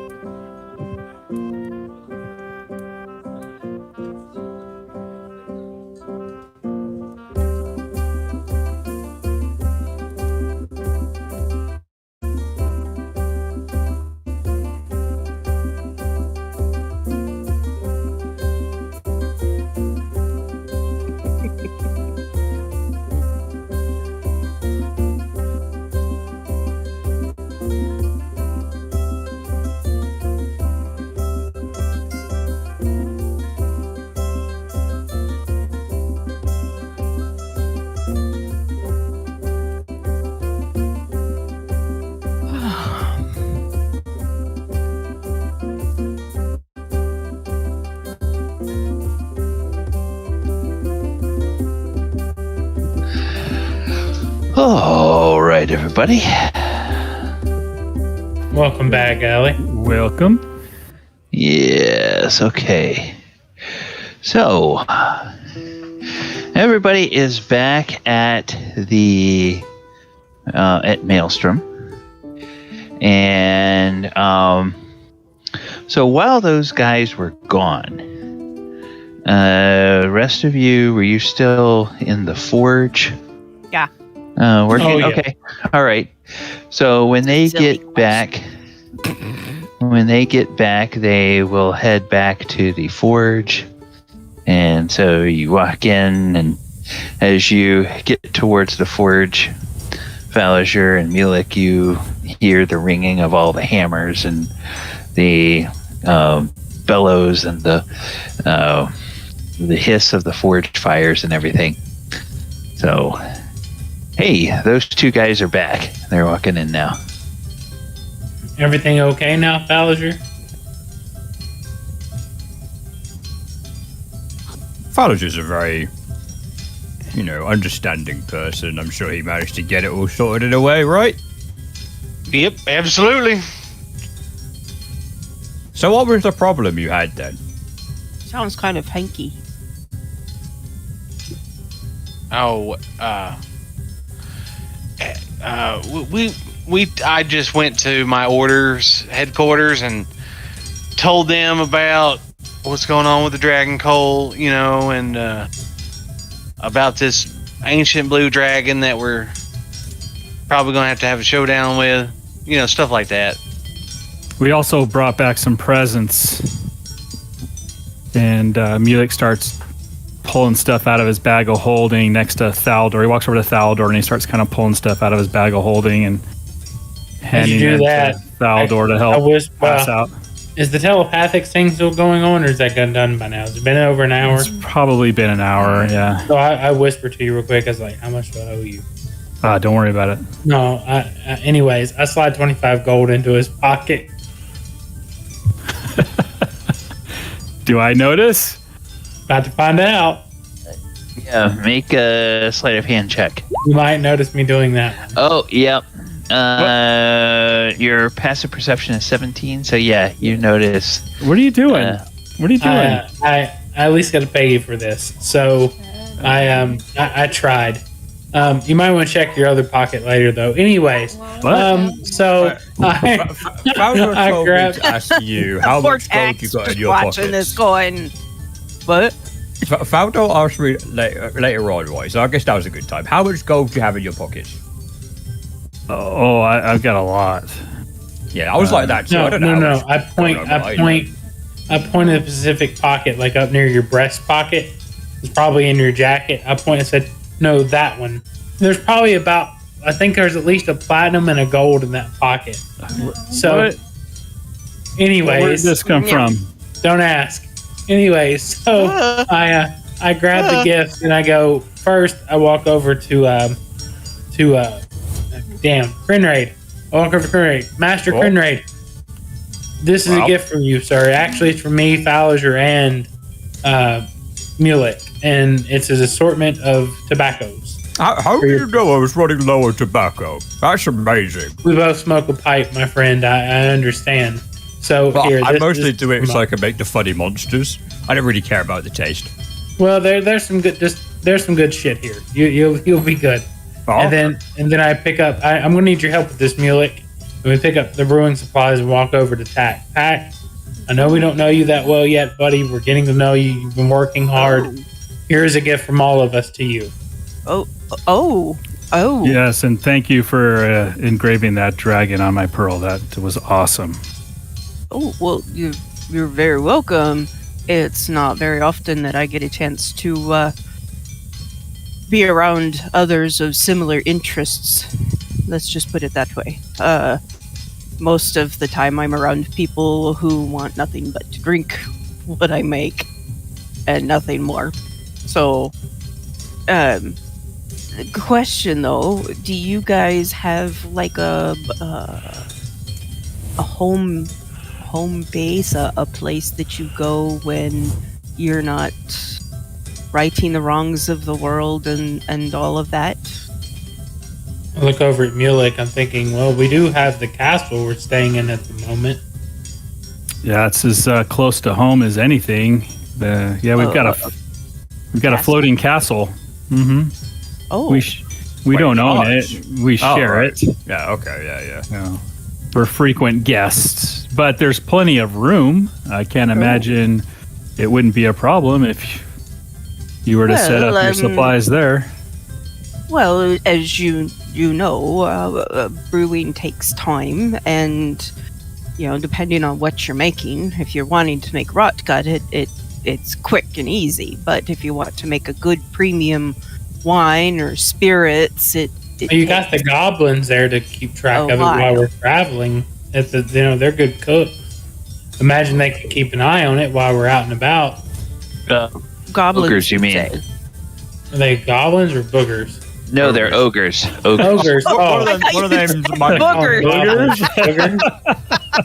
You hear Thaldohr go, boogers? Goblins? What are they again? I would know this. One of their names might be Boogers, in all fairness. I think it was Booger was one of his names. I'm sure if you share some of your product, it shouldn't be a problem. Yeah, the ogres would be more than happy probably to watch the brew, But then he kind of looks at you guys and goes, haven't you guys ever wanted to have a place of your own? I had a place of my own once, and that, left a few scars, like this one here on my arm, and this one here on my chest. I've had it. It's okay, Krenraid. I look at Tack. I'm doing pretty good without home. You are. And I whisper under my breath, but we did save him from a cage. Anyway, so that's a story to listen to for later. Right. So as I was saying, I got a home in Phandalin anytime I want it with my uncle's Thieves Guild. I could just, I've got a room waiting for me if I ever need it, but he raised me. So it's a little, other than that, no, I go where I want to. I travel a lot. But if this group of ours wanted to settle down somewhere when all this was done and have like a stationary place we could all meet up and have a room, and I'm down for that. That's up to everybody else. Yeah, I haven't had a home since I had to go on the run. And well, I've been on the run ever since. I was kind of eyeballing this place. It basically is used to be a tavern, but it closed down due to some big, huge family squabble, and they killed each other. So interesting. But I just hadn't saved up enough money yet. Well, where is it at, and how much do I need to invest? Let's first worry about getting this done, and when we're all done, I'll you see Thaldohr just starts raking coins through his hand like he normally does. Ever the investor, Thaldohr's thinking, where, Tack? Tell me. Out of character, I don't know yet. Oh, fair. Okay. I hadn't really. He would know in character and tell you, but out of character, I haven't figured it out yet. So location X, right? Yeah. Location, right? So Thaldohr's like, okay, money's not the issue. That's fine. Okay. Well, for me, it was an issue when it was just me, but for me, money's never been an issue except when I'm, playing dice against Falazure. Anyways, but other than that, money's not the issue. Yeah, he's really good at finding money. I don't know how he does it. Like, it's just, sometimes there would just be money, and I'm like, what? Where did that come from? Is that money last week? No, better yet, I do the coin trick. I go up behind Krenraid's ear and pull out a coin. Yeah, like that. How did you? That's impossible. You can't do that. Nah, wait, I do it again. I pull out another one. Hey, look. He's a fucking. You're being mean he's to him. He's a freaking magic waggling guy. I flip him a gold piece. Here you go. That one came out your ear, and I give him a gold piece. Wait, it did? Wow, it's kind of like growing spuds. It's just how we are. Used to say growing spuds behind me ears. So I'm waiting. I could grow gold from my ears. I'm waiting for Krenraid to start, shaking his head like he's got water in his ear, like with his hand. I'm working it out. Your hand out, ready to catch coins falling from your ear. I'm thinking about it. Like, if I was going to say, wait, do you have minor illusion, Mulek? I do, but I don't have it prepared. No. I'm going to roll a wisdom check to see if he really is this freaking dumb.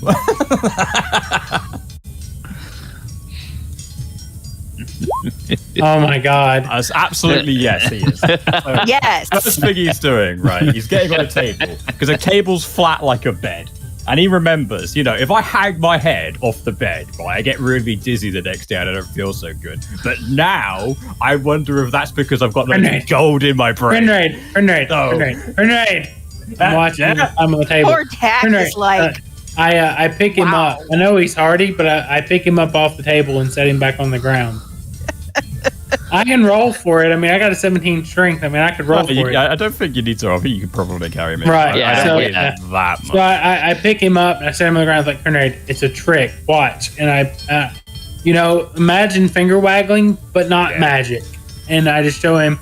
I pull the coin out of my hand and show him how I did it. Wiggling your fingers. That seems a bit exactly. There you go. I'm wiggling my fingers. Right. That's when. And I show him how I can roll the coin through my hand. See? So how does that make the gold come out of my ear? Because I pull it from behind your ear like it's coming out, but it's not. It's in my hand the whole time. I show it. So the gold's in your hand? Yes. Like in your hand. How did it get in your hand? It's put it there. His fingers, like between them. Watch. And I show him like I slow does it down. come out of your hand then? No.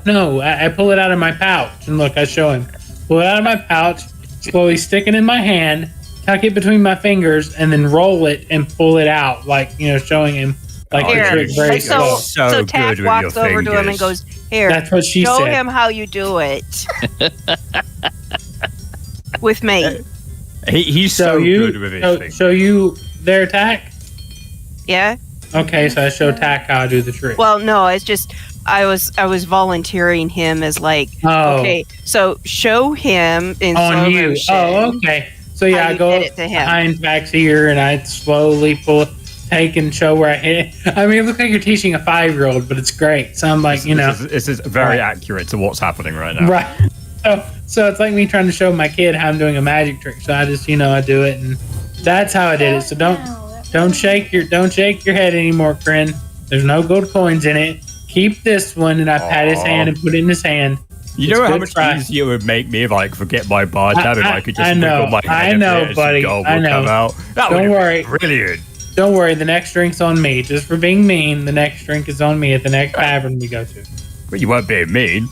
I know. It was very clever. Oh, well, thank you. But anyways, so next drink's on me. Anyways. I'm okay with that. So what do we got left on this staff? How good are we, friend? Right, so we were going to wait until the fire giants came back, right? Because we got all the ingots smelted, we got all the cylinders made, we got this little gold spindle now, thanks to you and your lovely hands that can make gold. Yep. Literally. Krenraid, at this point, you're, I guess when you finish the task that you're working on now, you start to feel really tired, and all of those of you guys who have been here in the forge are feeling really tired because you put in a full day. Your muscles are a little sore, and the heat is getting even to Tack and to Krenraid. The heat of the forge fires is getting to you a little bit. And you feel like you need to go and turn in and get a good night's rest. So let's go have a seat. Let's go have a seat and I'll pull everybody a shot. It's going really well, but it's one of those things. You do a really bad job when you're tired. Just like when you're very hungry, you're not yourself, right? So I feel like now is a good time to call it a day. We've made some really great progress. We're ready for the showdown with the fire giants, and they're gonna guess what's coming. So let me tell you, we're gonna give them a bit of this artsy-fartsy stuff.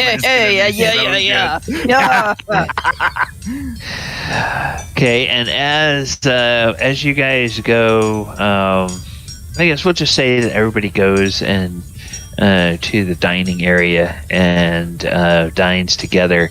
And while you are there, Belle will just sort of go over the notes that she took on blue dragons and on Iymrith.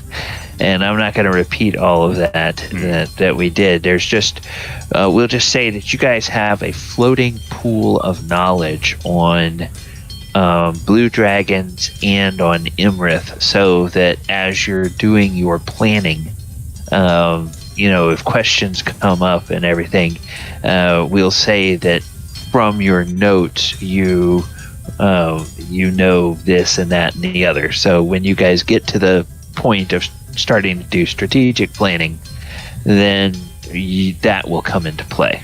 I'll look over at Mulek and say, at least we won't be over water this time. Thank goodness. Yeah, that's good. Yeah, no case of water breathing there. I don't want to see another Kraken for as long as I live. Oh no, that was very, very scary. Yeah. But we have Captain C with us. I mean, he just manages to pull off the craziest shit. I look over at him. So we think we're going from somewhere with lots of water to somewhere with not very much, huh?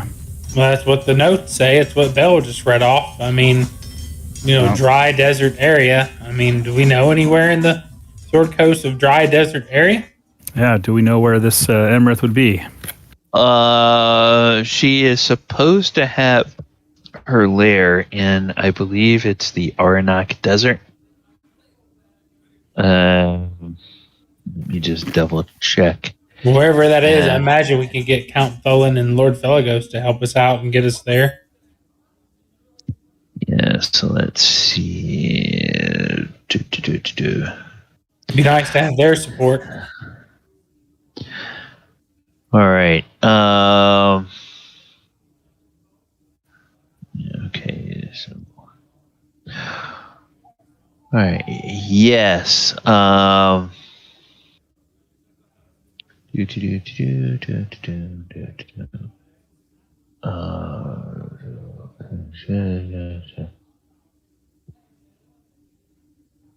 regardless, I think we need to draw her away from her lair anyways. That's the main thing we got to figure out.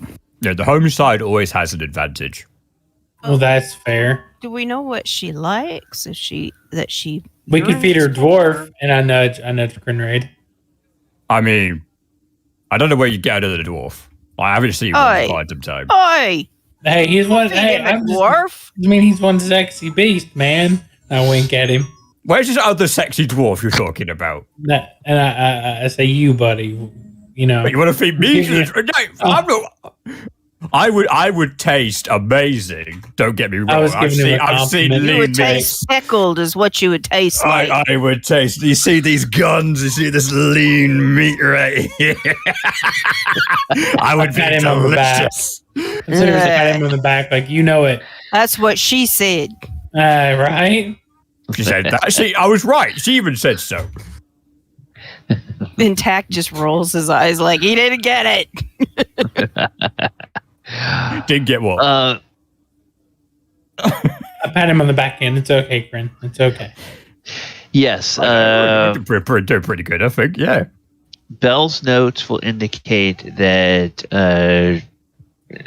Iymrith has a lair in the Anorok Desert. Yep. And the Anorok Desert is. She typed up her notes somewhere, but I can't find where did she post them? It's in her Bell. Oh, it's in channel. her. Okay. Yeah. A lot of notes. Yeah, she actually took a lot of notes during that. And then, of course, there's the session from last week that has all of that in there. Let me take a quick peek. I am looking for Wasteland Desert Caves. And Fizben's got good info. Is that who you got the info from? I can't remember. Who is Fizben? Fizben is one of the authors of one of the the book. Oh, got one of the books that. That's right. I should know that. I should know that. Yeah, everyone can forget things, even a wizard. Yeah. Okay. So let's see. Oh, there we go. I forgot Rome's. Oh. Ooh, that doesn't seem nice. party split up and she killed people. Ooh. Yeah. Nice. That was one of the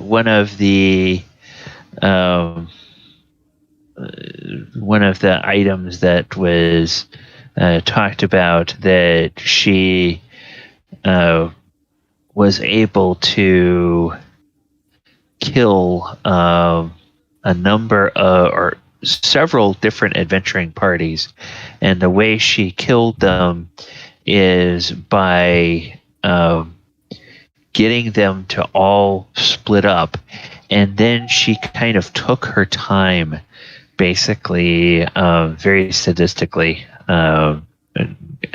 hunting them down and killing them. The Anauroch Desert is to the east. It is more or less, let's see, it's probably a good 1,000 miles inland from Waterdeep into the Anauroch Desert, and it's a pretty large desert. It's a temperate desert, so it's not an equatorial. It actually, the northern edges of the Anauroch Desert border the high ice, which is for all intents and purposes part of the polar ice cap. So it can be rather cold, and it is near a border between two regions of the desert called the Plain of Standing Stones and the Frozen Sea. That's kind of the notes, but that still, that border is a large area. So from the notes, you have kind of a generalized area, but you don't know from these notes exactly where it is. So the evening happens, and the next morning, as you all are breaking your fast, you receive a summons to the throne room of of Maelstrom.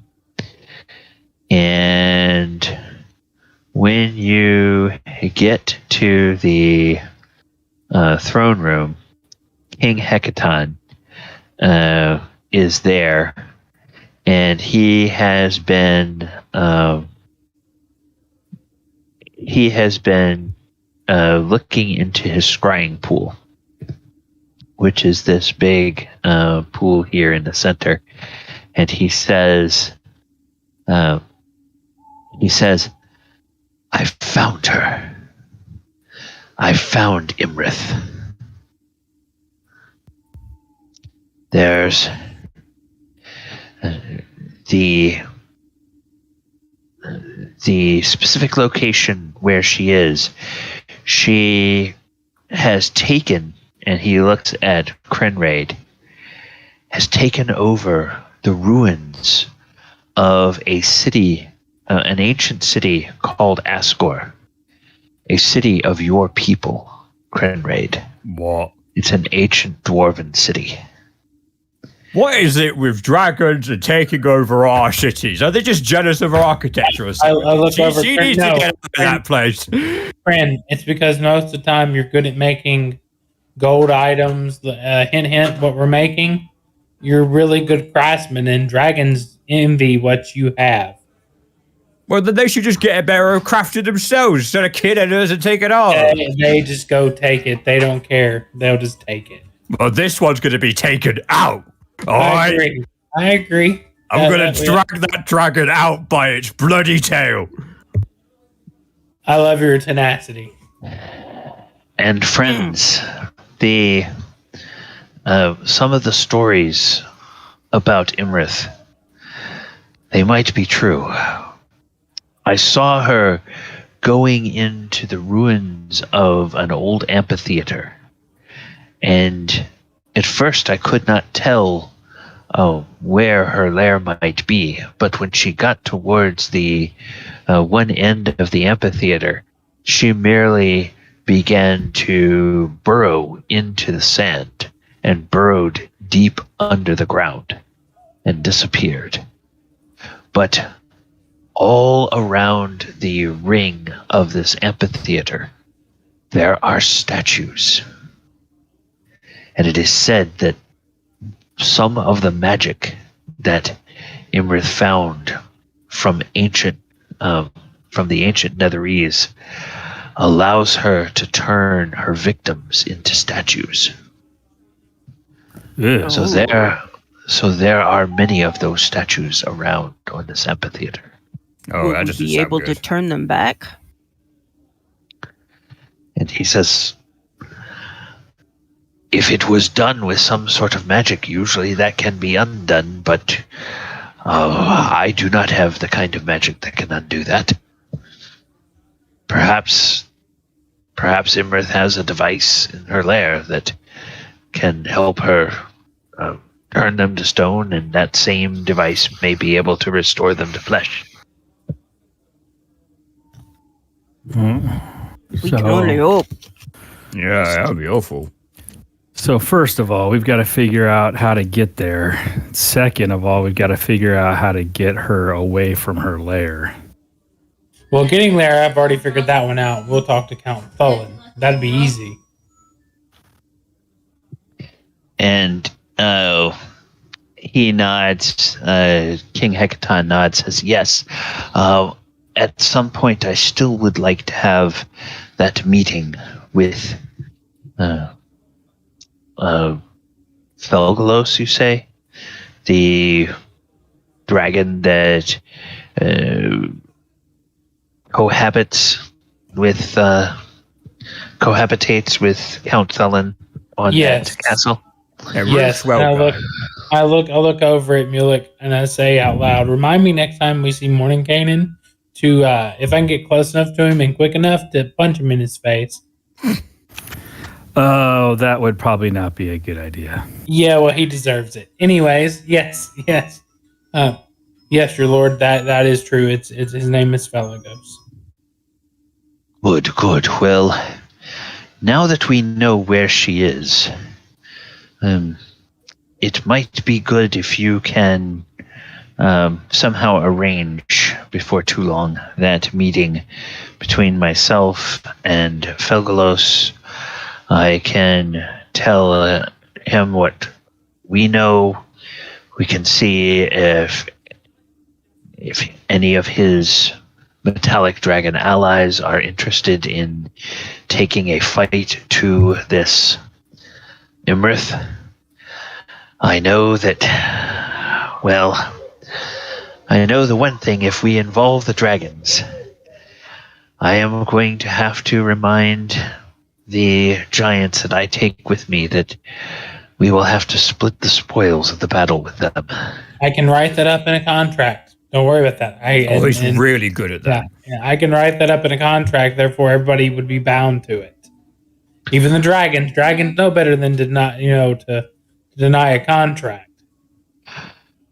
This might be a good thing.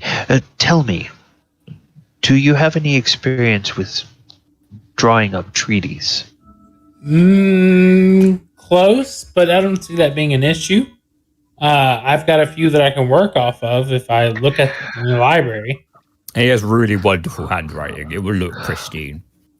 Well, if we have your royal seal, your Majesty, if we have your royal seal, the seal of your court, if we have the seal of Felgolos, Count Thulin, and all them seals on this document, it would be a legal binding document. And we could probably seal it with magic. That would probably make it more legally binding. And then if they broke the treaty, then they would be punished severely. Is that a good way of putting it? And I'm just writing down ideas as we're talking. Yes. I will, as I've told you before, I have my misgivings about dealing with dragons, but I also know some of the more chaotic giantkin.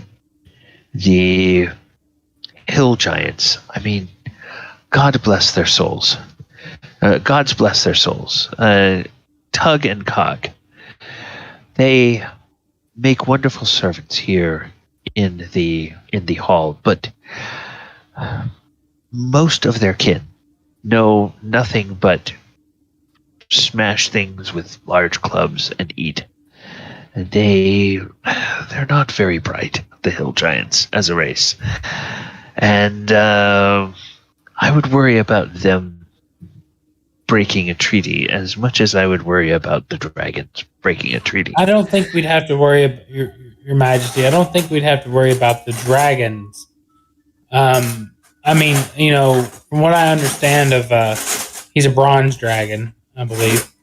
From what I understand of Lord Felgolos, he seems like a very honorable being, as if I were to put it. I don't want to be rude. He can take human form, but I would say being, as a very powerful being, he's very honorable into his word. He's not gone back on anything he has told or done for any of us in this party standing. So and he treats Count Thulin with the utmost of respect, and the children.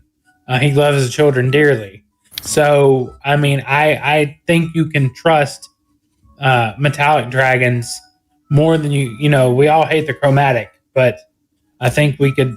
I mean, in my opinion, I don't like dragons as much as my master dwarf here. Hell, a dragon killed my father, and but when I met the metallic dragons from experience, they seem like very honorable beings, and I would trust them as far as I can. And if it makes matters better, I'll put it down in writing, and we'll make a treaty, and they get a 10th of the share, I guess, is how you would put it, of the horde. So everybody that participates would get a 10th. So that can be quite a hefty sum. So, I mean, we could sit there and argue pennies for days, but I think a 10th sounds reasonable, and I believe the dragons would agree to that. I know they're greedy. I don't care if it's a chromatic or metallic. All dragons are greedy to an extent. It's their nature. But I do, Your Majesty, think that if we put it fairly to a 10th of the horde, everybody that participates gets a 10th. It's in a treaty, and we could probably talk to somebody to make it magically binding.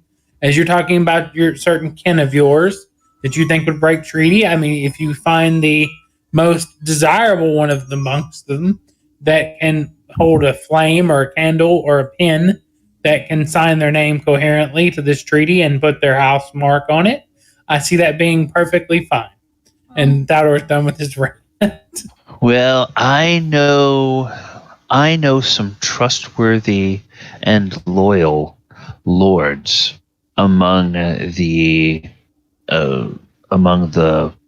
fire giants. I know a trustworthy jarl among the frost giants. I know a trustworthy count among the cloud giants, and I know a trustworthy duke among the stone giants. Those are the main giant kin that I think we would join us in this treaty. And yes, if we can get some of these nobles to come with us, and perhaps have this dragon of yours. When I speak to him, I will ask him if he has any dragon kin he can trust that would fight alongside giants for the purposes of defeating this Iymrith for an equitable share of the treasure.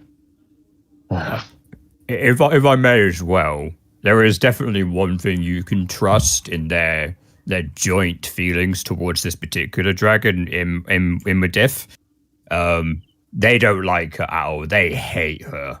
I think they would bend over backwards just to get a chance to smack her in the gob. So you might have a bit of more favorable terms there too. Good. I look over at Mulek real quick. Mulek, can you send a message to Lord Felgolos? Yeah. This is the next day, so everybody's spells are recharged. The helm is recharged, and everything is recharged. We're recharged. Yep. Yeah. We feel like $1 million, especially after the nightcap I gave everybody. Woohoo! Ooh. Yeah, I said that. Out of character. That's why I said so. Out of character, we don't know where Felgolos is, right? Or would we think he's on the Cloud Castle? You would probably think he's on the Cloud Castle. Okay. You wouldn't know for sure. All right. Let's see. I mean, just a quick message saying, hey, Lord, the Storm. Oh God, what's his name? Hekaton. Hekaton wants to speak with you privately. King Hekaton wants a private meeting with you. Yeah. And ask him if he wants us there. I mean, I could ask him if he wants us there to mediate, I guess, or something.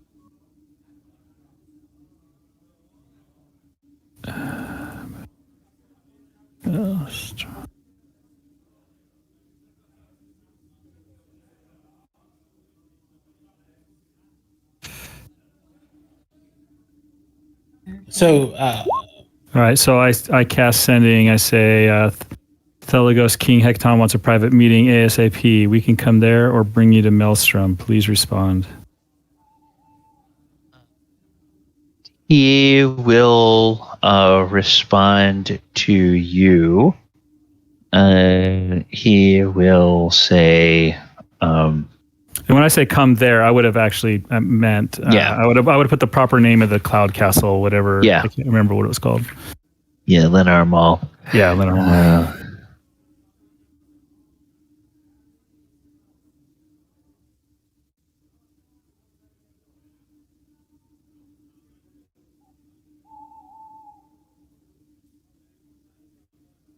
Krenraid, how long do you think we have left on that staff?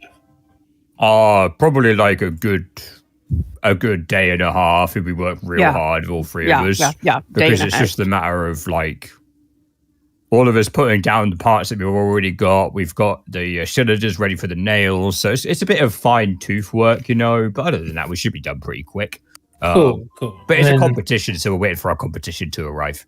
Well, we need to wait before we take off and start going too, because we need to get Falazure's armor. So, of course, we're going to probably wait until that's done. Yeah. Okay. He responds back and he says, Mulek, I will be pleased to meet King Hekaton here in Lenar Mall. I will ask the other dragons to fly away for the day. Okay. Yes, he agrees to meet, and he can meet as soon as you are ready, and you are invited to the Cloud Castle at Lenar Mall. He says, "Oh, wonderful. Well then, is there anything you all need before we go? Are some of you coming? Is all of you coming?"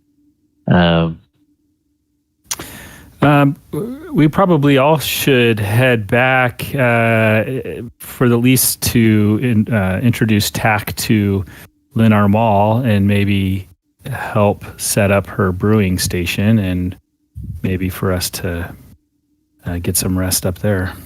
I also need to kind of ask him his opinion on this whole sticky thing we're making. That's fair too. Yeah, that sounds like a plan. I can get to work on drafting up some ideas for a treaty. So that works. Okay. Mulek, would you help me with that? Actually, I could use your input. Sure. And we'll just say, since Ken wasn't feeling well and had to duck out, we'll just say that Falazure will use a charge of the helmet whenever you guys are ready.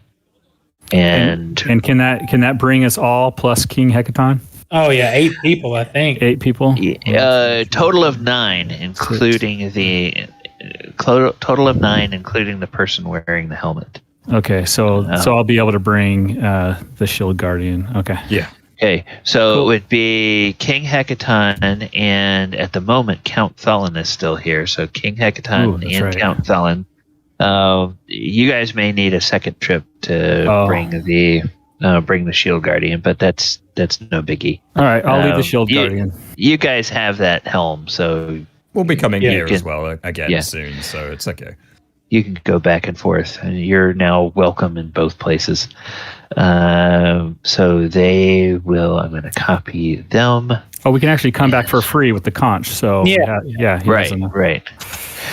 All right, and we'll go to Lynn R. Mall, and we'll go to the throne room here, and we'll put these guys here. I'm going to take them and I know you're getting antsy trying to get back to the forge. We'll get back to the forge sometime today, I promise. That's okay. As long as I can finish what we're doing, because obviously, I know we're not supposed to talk about him, but it's for the big dragon guy, right? So it's kind of one of those things. Right. Well, I don't think it's okay. I don't think King Hekaton's going to get mad anymore if you mention the D word. Yeah, you're probably right.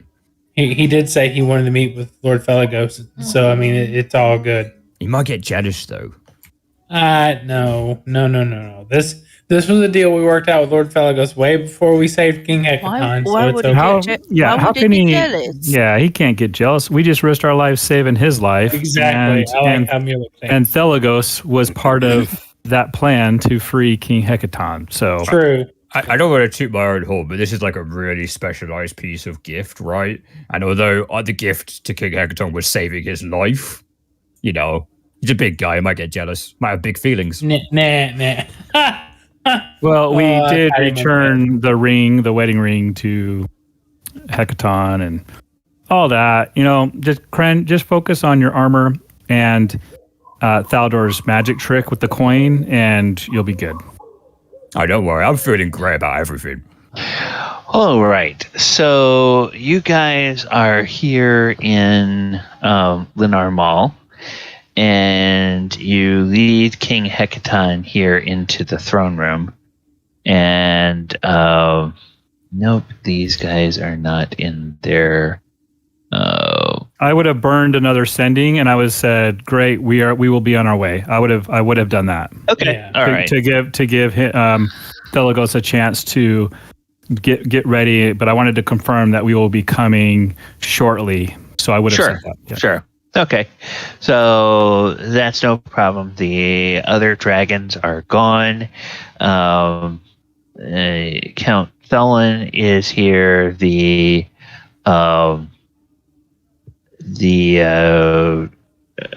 ogres are around, and when Count Thaldohr returns, the two kids come running in, and they go running over to Count Thaldohr, and they say, "Uncle, uncle, uncle," and just jump up on him, and he smiles and he laughs, and King Hekaton looks over and says, "Oh, Count Thaldohr, lovely children." And Count Thaldohr says, "Thank you." And so King Hekaton and Felgolos, they have a discussion.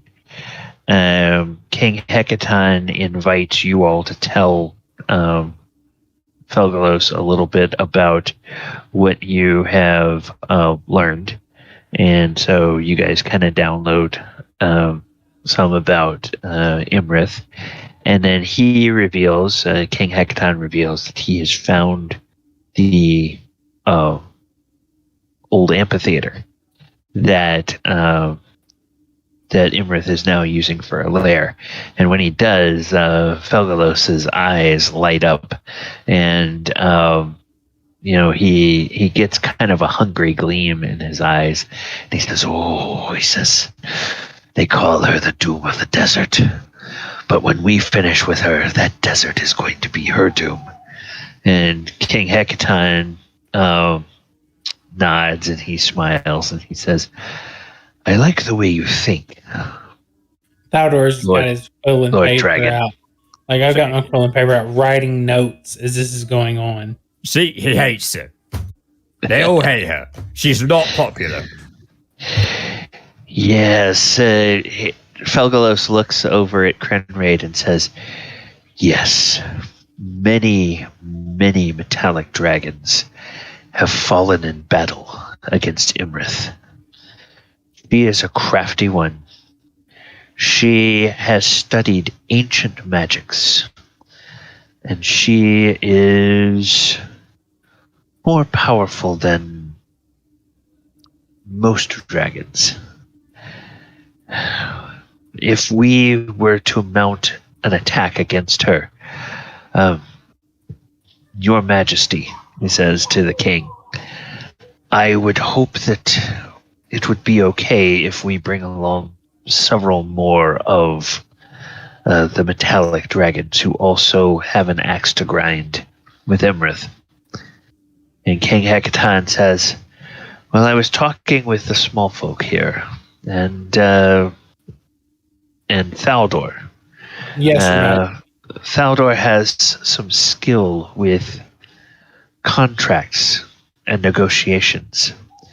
I was thinking that if you bring some of your allied dragons, and I bring some of my allied giants, before we launch into this endeavor, we would establish a treaty of sorts in terms of dividing the plunder. As for myself, there is but one item that I would want, and I would be willing personally to put that item against my share of the treasure. And if there's any more left over than that item, I would say that these small folk, for rescuing my life, they should get the rest of that reward as the rest of my share. But that item is a scepter that was stolen from my hall. And Felgolos says, understandable, yes. I know that some of the metallic dragons have a tendency to be a bit greedy, but I think I can convince them that if you put that stipulation, then we would all agree that that item is yours. That scepter that was stolen. That can be put in the contract. Or the treaty. That's not hard. And then King Hekaton talks about some of the giant lords he was thinking about bringing. Felgolos nods, and Felgolos says, well, he rattles off several names. He rattles off about 3 other names, and you guys recognize those names as the dragons that were already here, but that he sent away for the day. He says that they know that there's a possibility that we would be going after this Iymrith, and they were willing to engage in the battle to free you. I don't know if you were aware that that was part of the plan. And Count Thalin kind of, looks down at the feet and his cheeks get a little red.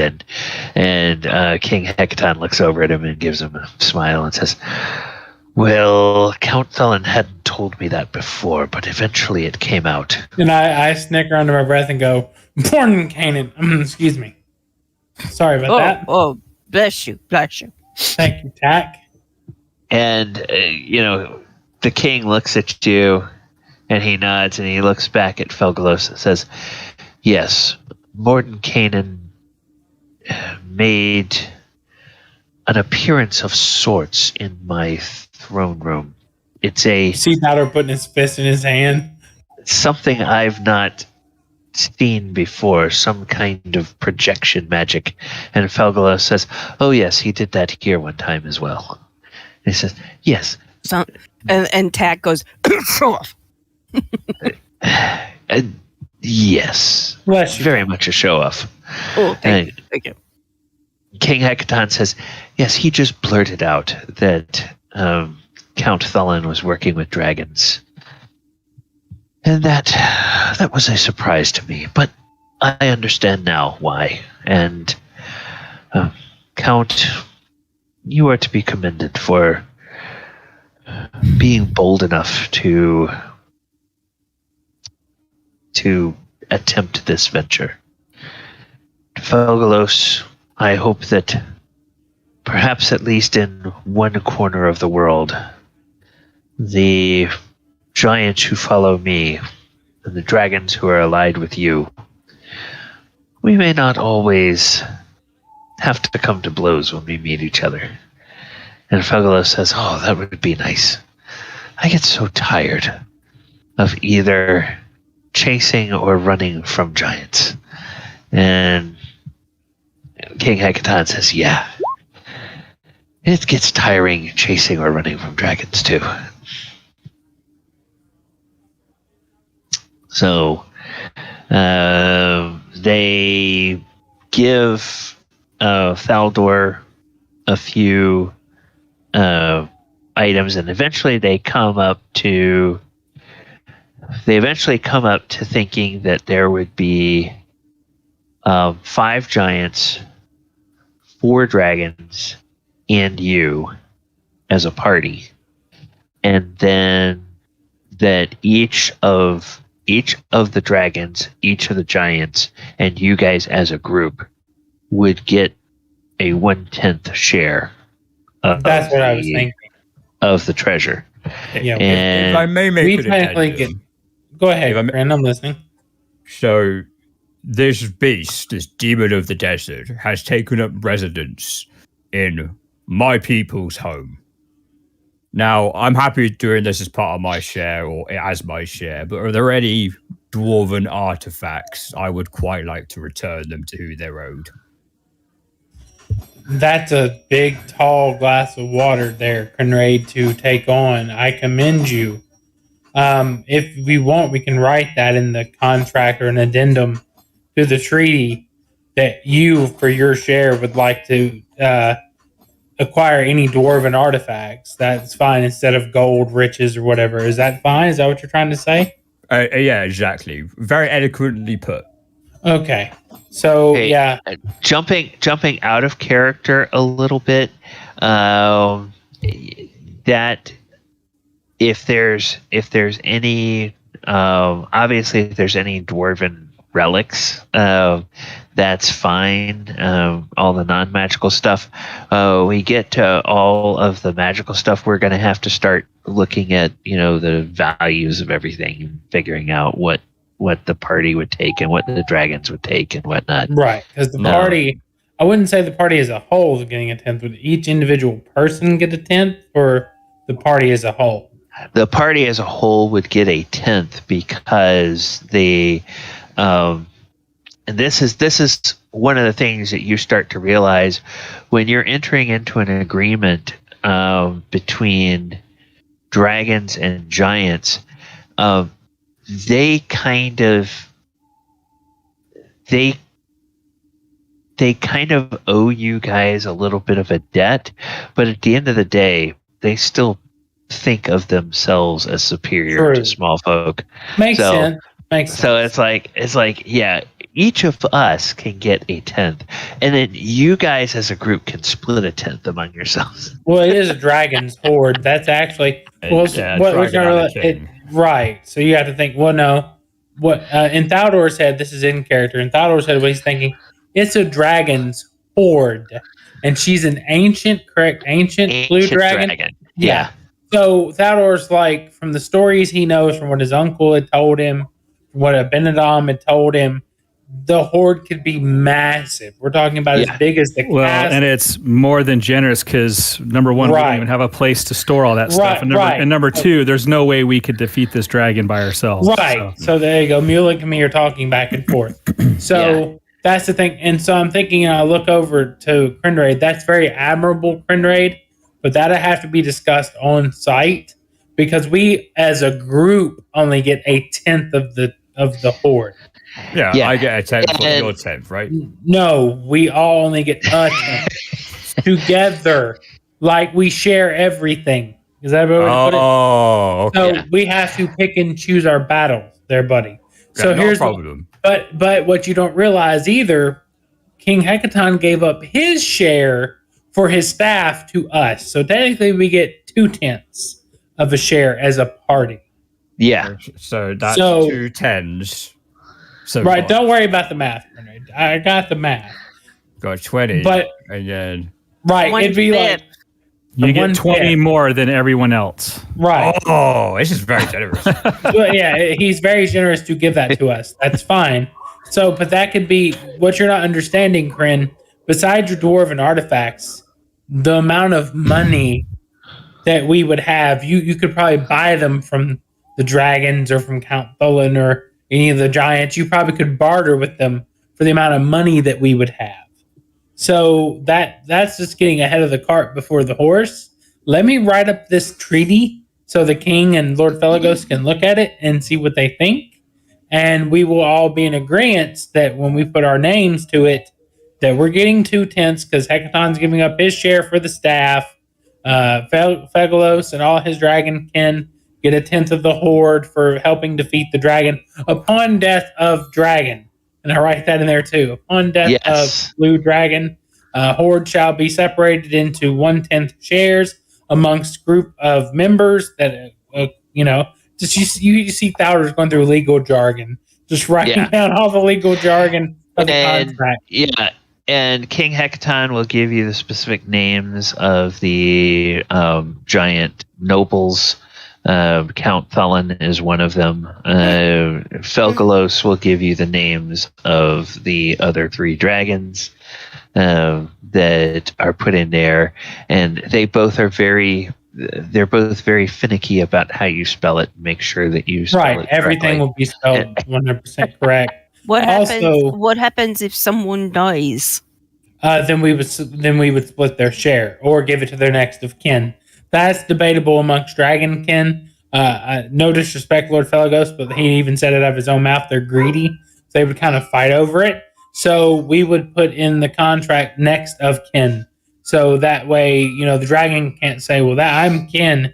No. Next living kin. So it could be, a sibling or, a sire that they've sired or something. It could be an egg.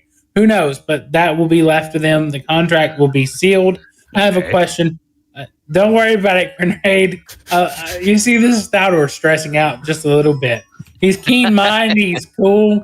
He's cool-witted. But right now, he's trying to get everything to not fuck up so that we get everything to a T. So he's sitting there. He's looking at Mulek. Mulek, what do you know about dragon's blood? Can it be used to seal a contract magically? I'm not 100% positive on that. You would know. Or I'll look at King Hekaton. King Hekaton. Seal the contract magically? I'm looking at King Hekaton. Morgan can't even be the best ass, but I don't want his smart ass advice. So I'll look at King Hekaton. King Hekaton, can we seal this contract magically? Or wait, Lord Felgolos, you're an ancient dragon. Can we seal this contract magically with dragon's blood something? You see Thaldohr just running 1,000,000 miles a minute. I look like Krenraid did on the anvil right now. Yes, it's not a good look, trust me. He starts thinking, and he says, let me get back to you on that. And because the DM needs to look something up, I thought there was a spell basically that does that, but I need to Thaldohr's dealt with some shady shit in his past, but I'm just saying that he would probably have an idea. I'm not going to play meta. I'm just saying he would have he's probably heard of magically binding contracts, but has no idea how they're done. That would be my character's assessment, is that he would probably has heard of them, but has no idea how they are done. But he thinks that would be one of the best options in this situation, because you have so many parties involved that if one party tried to screw the other, something would affect them or something. Because he knows the greedy nature of dragons and giants. He knows, but in order to get them to work together, there has to be that impedance, that threat or possibility that some shit would go down if they were to break truce, you know? Okay. They will both, this Lord Felgolos and King Hekaton. Lord Felgolos will suggest it, and King Hekaton will agree with the suggestion. Thinks it's actually a very good suggestion. Unfortunately, it's probably a suggestion the party doesn't like. They will suggest that once they gather all of the signatories to the treaty, so that means bringing the other three, because two of the giants are here, Right. bringing the other three giant nobles here, and bringing the other three dragons here, and having them all sign the contract, they would then submit themselves to essentially a geas that would be cast by Mordenkainen on all of the signatories of the party, and basically that geas would bind them to the terms of the contract magically. Nice. Got you. And so they presume that Mordenkainen could, cast that spell, somehow, and they will then turn to Mulek and say, could you reach out to Mordenkainen and ask him if he would be able to help us in that regard? Yeah, I can do that. Oh God, Mulek, I'm so sorry. You stutters apologizing. Please, I'm sorry. But it's just the best. It's just the best option that I could think of, because I don't want shit to go awry. That's very smart. And yeah, the dragon and the king, they both look at Thaldohr and say, yes, it's a good point. If we are all held to this binding contract for the shares of the dragon's hoard, it will be the better for us. Now, in Draconic, real quick, I tell Lord Felgolos, and I hold out my gold dragon hoard coin, and I say, Lord Felgolos, I understand also too the greed of most dragons, not all. Take no offense, but the scent that's on this coin, the moment you or the other kind start gathering their wealth, it becomes marked. So that's why we have to do it this way, or I'm afraid the giants would break treaty. And the Lord Felgolos and King Hekaton, they both nod, and they say, yes, it's good to keep that in mind. And that means that we, in our planning for our Council of War, we are going to need to account for several contingencies. I'm already thinking of it, and I'm just writing more stuff down. You can just see Thaldohr with like a bunch of quill and paper, and you see him writing. He's writing like a draft of the treaty. Then on the other paper, he's writing amendments. He's writing addendums. I'll give some more ink, my friend. Hold on. Your research, Thaldohr, talked about multiple adult children of Iymrith. Well, that was Belle's research, my lord. But yes, she did. Her and Falazure did great research in the library. Oh, yes. Lady Belle. My apologies. And he says, now, knowing what we all know about the way dragons imprint on their treasure, when we kill Iymrith, we are probably going to have to deal at some point with her offspring.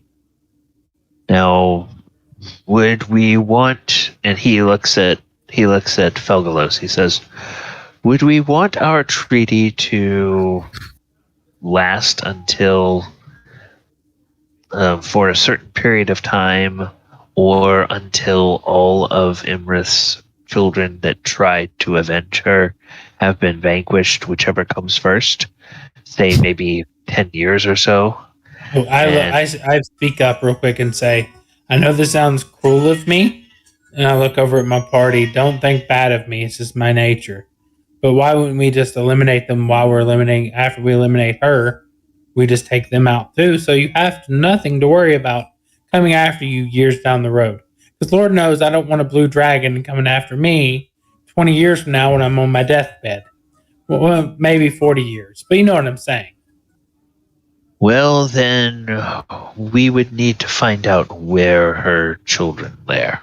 Oh, you don't think they lair with her? They lair somewhere else? Oh, then we'll have to. Oh, of course. Well, if they're adults, they would want their own horde, their own lair, their own part of the world that they could terrorize. How about we just agree or make part of the contract that as those offspring are found, we would deal with them. We would work together to eliminate that threat. I like that. That sounds good to me. And Felgolos nods as well. Says, "Yes, Your Majesty. Good thinking." And yeah, very smart. Good thinking, Mulek. Thank you, Mulek. And you just see Thaldohr sweating. Thank you. And then you mentioned something. You mentioned something about trying to fight her away from her lair, or lure her away from her lair. And Felgolos says, "Oh, that's going to be easier said than done." If her lair is my people's homes, I'm going to drag her out of it, kicking and screaming. Can't do that. No, Kren, can't do that. We need to lure her out because, you ever heard the term playing for the... Well, that wouldn't be a term in this... my bad. I'm trying to think of how to word this. He who... Dang. It's hard to word this, and Thaldohr's usually a man of words. I probably wouldn't understand it anyway. You'd understand the metaphor. Only you know how to swing your hammer at your home anvil. Correct? Yeah, because no one else has access to my home anvil. Exactly. So you are the master of that anvil. Well, the dragon is the master of her lair. So if we go into said lair, she would obliterate us. Even the giants, even Lord Felgolos, even Count Thaldohr, we'd all be dead. And Felgolos says, yes, if I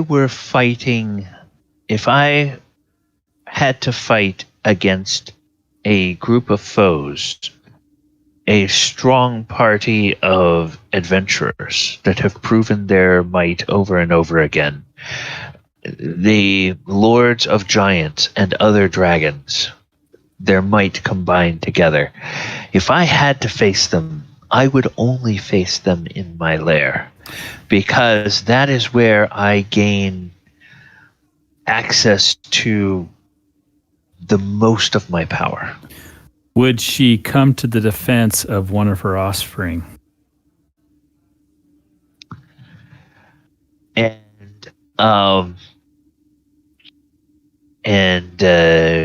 Mulek, I am rubbing off on you. Felgolos says, I do not believe so. She would avenge the death of one of her offspring. But if it meant remaining safe in her lair or risking getting killed trying to do something foolish, she would watch her offspring torn limb from limb. Oh, I just had an idea. If she thought it was only us small folk threatening one of her offspring. No. I just came up with a plan. Krenraid. Yeah? What would you say the value of our present to Lord Felgolos would be value-wise? Besides sentimental value, I mean, if you had to think of just a number, because the materials it's made of, what would you think it'd be worth? You told me that this pearl, right, And he pulls out the poker. It's 500 gold, right? 500 gold for this thing. Okay, right, yeah. Okay. The so mithril. Gold. The mithril itself, from my experience, would be worth a lot.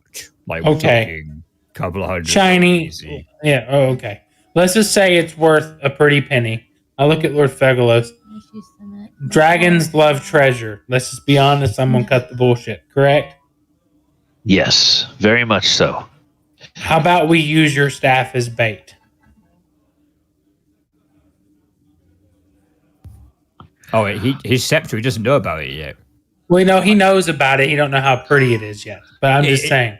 Do you want to be... I was going to ask you later, but now's as good a time as any, right? I wanted to come and ask you your opinion, right? Because I want to make something special. Just to celebrate our newfound friendship, this amazing deal you've got going with the Giant King, you know. Overall, this seems like a pretty important series of events, and even I can work that out, so it's got to be pretty important.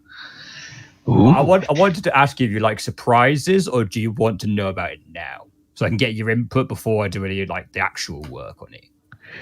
Well, I know you're using mithril, and somebody has mentioned a pearl, but I would kind of like to see what you come up with. I would like to be surprised with what you come up with a pearl and with mithril. Oh, it's gonna be beautiful. And you see Thaldohr smile, yeah. And then he looks over at King Hekaton and he says, "You see why I like them. They enjoy giving gifts." And King Hekaton says, "Yes, they do enjoy giving gifts. I think they are also wise enough to know that when they don't pay proper tribute, where they would be in trouble. And I like these small folk too. I only wish that my dear poor departed wife could have lived to see this day. She would be beside herself with happiness." But I look at Lord Felgolos and said, "Oh, I'm sorry." Bow my head. That's the king talking. Yeah, no, I was bowing as you said that. Yeah. I look at Lord Felgolos real quick. Lord Felgolos, here's the plan. Shiny, I'm going to say it as simple as I can because Krenraid is listening. Shiny object outside lair, probably a good distance away from lair. Try to get her attention. She sees shiny object, wants it because it looks very valuable. We trap her. That's the simplest idea that I have. Well, you did give me this giant claw thingy. Well, no. I'm talking about something that is of high value. Has to look like it's very valuable. Like this claw, right, that the king gave me, it can trap dragons, I was told. I believe. No, close. No, that is valuable. What I mean is dragon valuable. Yeah, but we could use it when she comes out. We can. Yes, we can. But I'm just saying that what I'm talking about is if we had a piece of treasure, dragons like treasure, right? Yeah. Okay. We take said treasure, use it as bait. Yeah, that sounds very smart. Okay, yeah, there we go. Are we on the same page there? Oh, we were always on the same page. I just wondered if you wanted to use this claw to trap her. Well, that would be after the fact. But I look at Felgolos. After we show you the present we've made for you, if I have your permission, can we use it as bait? You're going to get it back. No, but we could use it as bait if that's a smart idea. He says, "It will give me even more incentive to kill Iymrith. So yes, I would allow you to use it as bait." Got you. But you'll get to see it and hold it and play with it before we use it as bait. So. Very good, very good. Well, King Hekaton, Your Majesty, I will need to contact my additional dragon friends and let them know of this treaty we propose. I believe that Thaldohr and the other small folk will need some time to put the finishing touches on the treaty and get in touch with Mordenkainen. You probably need to get in touch with the giant lords. Shall we here in the castle begin to set a course for the dragon's lair, and then between the teleportation magic, bring you and the other giants when you're ready? The king says, that would be fine with me.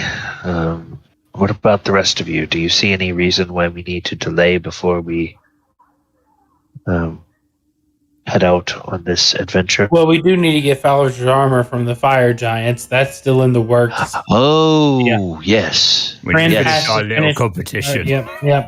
And We've got to but it will take us time to travel to that desert, so we might as well start heading that way. Yeah. Yes, it will take. They call for charts and everything, and they have charts that are both of the ocean and over the continent of Faerun, and they will start plotting out. And they say at the speed that the castle can travel, it will take.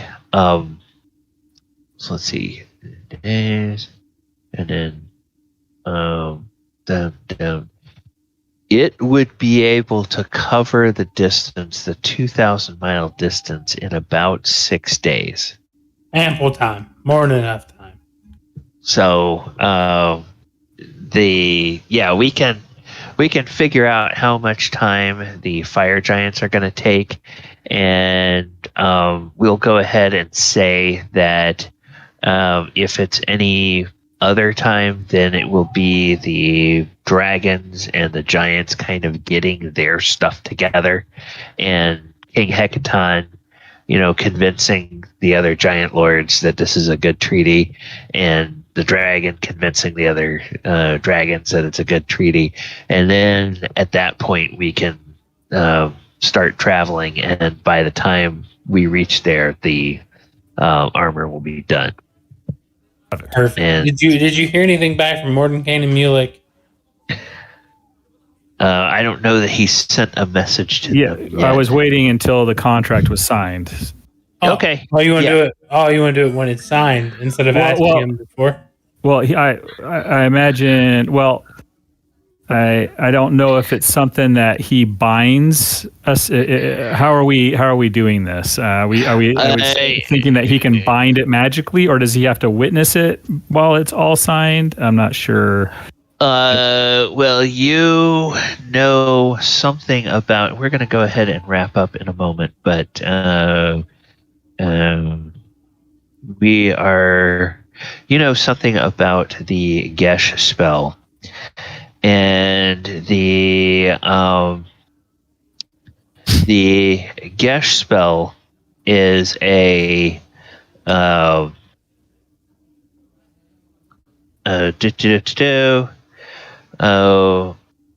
magical command. Yeah, and if it's cast at 9th level, then it can be made kind of permanent. For a long time. Yeah, and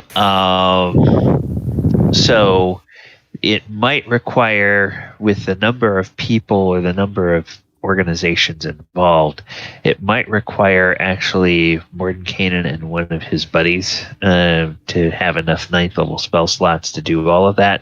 So he probably needs a little bit of preparation time, a little bit of planning. Maybe they need to make some scrolls, things like that would that they would cast at a higher level, so that they would have enough to do that all at once. But yeah, they would want to do the casting all at once. But it would require them.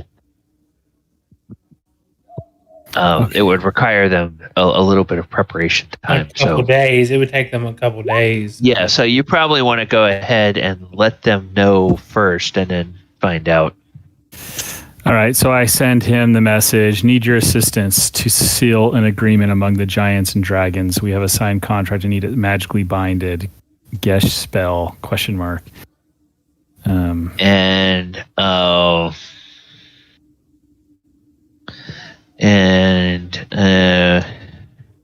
magic of Mordenkainen.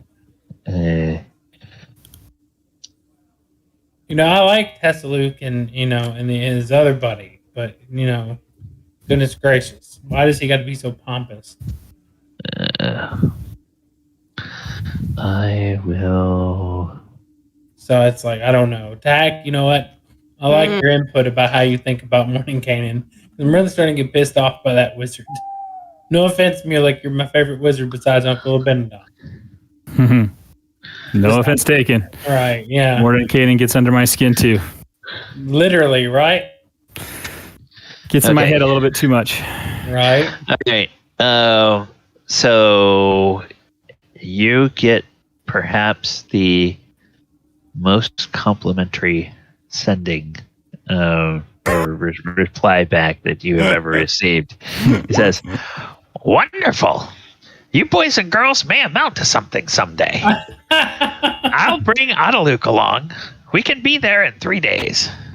Sounds good to me. And I share that with the rest of the party. Wow. And then Tack looks around and goes, "Are we going to have to share our loot with them?" No. Oh, no, not at all. No. It won't here. Mordenkainen can make anything he wants. He doesn't need our little gold. Oh, that's right. Tack never got to see his mansion. Yeah, he don't need anything. He's good. Oh, Super famous as a wizard. You should know him. Oh, right. I've heard of him. Well, We'll have to describe the mansion for you out of character. I know you've seen them, but as what we'll do is out of game, like during the week, during the downtime we have, me and Kren will describe the mansion of Mordenkainen to you. Massive doors. Yeah. Food brought to you whenever you want it. The chairs can move. Viewers, thank you guys so much for hanging out with us. Players, thank you so much for being here tonight. This was a really, really fun session. Yes. I'm sorry Ken had to leave early. I gave him a tiny hint, but I didn't really tell him at all what was going to happen to his character. I just basically said, "All right, you might freak out, but roll with it because it's not going to be as bad as you think it is." So wait a minute, did he actually get his cleric abilities back tonight? Yeah, he did. Okay.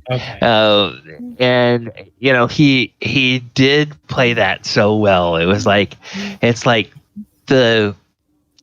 There was part of me that said, I just want to completely hit him cold with it and see what will happen. He did great. And then there was another part of me that said, that's too cruel. a lot of players might really freak out and go, "Wait a minute, you can't do that," And so I said, I gotta give him something. I think a lot of those players should have played some of the older versions, but that was a feature. Exactly. Well, when he came to get me, I didn't know any of this, and I'm thinking, Fred, we're gonna go down some rabbit hole, and I'm like, oh, good thing I have this new spell that I can communicate with everyone if I need to. Exactly. That worked out. Smart choice. I was trying to sniff it out really good. I can read you, James. I can't read Ken. That's the hard part. I can read you. I knew some shit was going down, but I couldn't get it out of Falazure. Well, my charisma sucks. That's why you can figure out everything. And reason. before we sign off, Paul, what do you have coming up this week that you want to let chat know about? So I like to stream around, so you can find me in all sorts of other places. I'm normally playing in some stream or another in some tabletop because this is what I like doing. There's one I want to mention, which I feel like definitely deserves a good big thumbs up because they're putting a lot of effort into their advertising recently and it starts to show. And that's over at Gaijin Games every Tuesday, which is a game that doesn't conflict with any of our games, which is spot on. They have a game which is the Witchlight, heavily inspired by the Witchlight Carnival D&D module, but more of Adam's own take on it. He is our GM running that particular campaign. They play over at 8 p.m. CST over in Gaijin Games on Twitch. Yes, a big shout out to those guys because they put a lot of effort in and it deserves recognition. Okay, and you can find them, yes, at twitch.com/Gaijin Games. And Michael, what's going on over on the Doors of Fear channel between now and next week? It has been a busy time in my real life lately, so I'm sorry and that I've been neglectful of actually playing anything lately. But tomorrow night I should be hosting my normal Friday night Jackbox games. So that will start at 7 p.m. Central. So drop by and say hey at twitch.tv/Doors of Fear. It's great. Okay, all right, yep. You can find the game Paul mentioned over at Gaijin Games and Michael's channel over at Doors of Fear on the Twitch. And here on this channel, we are going to be having our Saturday night game where they have come up for air from the Temple of Elemental Evil, and they're trying to figure out how they can get, some of their loot converted before they go back into the temple, and they need to find out information about some items they've discovered. And they are then on Sunday afternoon at 2 p.m. Eastern. We are about to jump in, or actually we are going to be jumping into a dungeon crawl, and we will be starting off with a fight inside the ziggurat of King Suleiman. And so that is going to begin a series of basically a long dungeon crawl through that ziggurat as they go and hunt down the evil and try to put an end to it. Then on Monday night, we will be back for a look at another one of the monsters that was new to D&D 5e from the Acquisitions Incorporated sourcebook. We're going to be looking at the Deep Crow and talking a little bit about some of the probable influences for that monster from old D&D and how you can create something similar by reskinning other old monsters if you want to create something new and unique for your game. And then we will be back next Thursday for another episode of Sword Coast Chronicles, where it sounds like they will be getting closer to maybe taking the fight to Iymrith. So join us for those live streams. Also, look out on the YouTube channel because we're starting a new series on Lord Friday tomorrow, where we are deconstructing the individual adventures that make up Out of the Abyss, make up that campaign. So join us then, and everybody else, take care. I am going to look to see if anybody else is streaming some D&D on Twitch, and see if we can raid someone. Let's find out about what is going on there, and we'll say okay.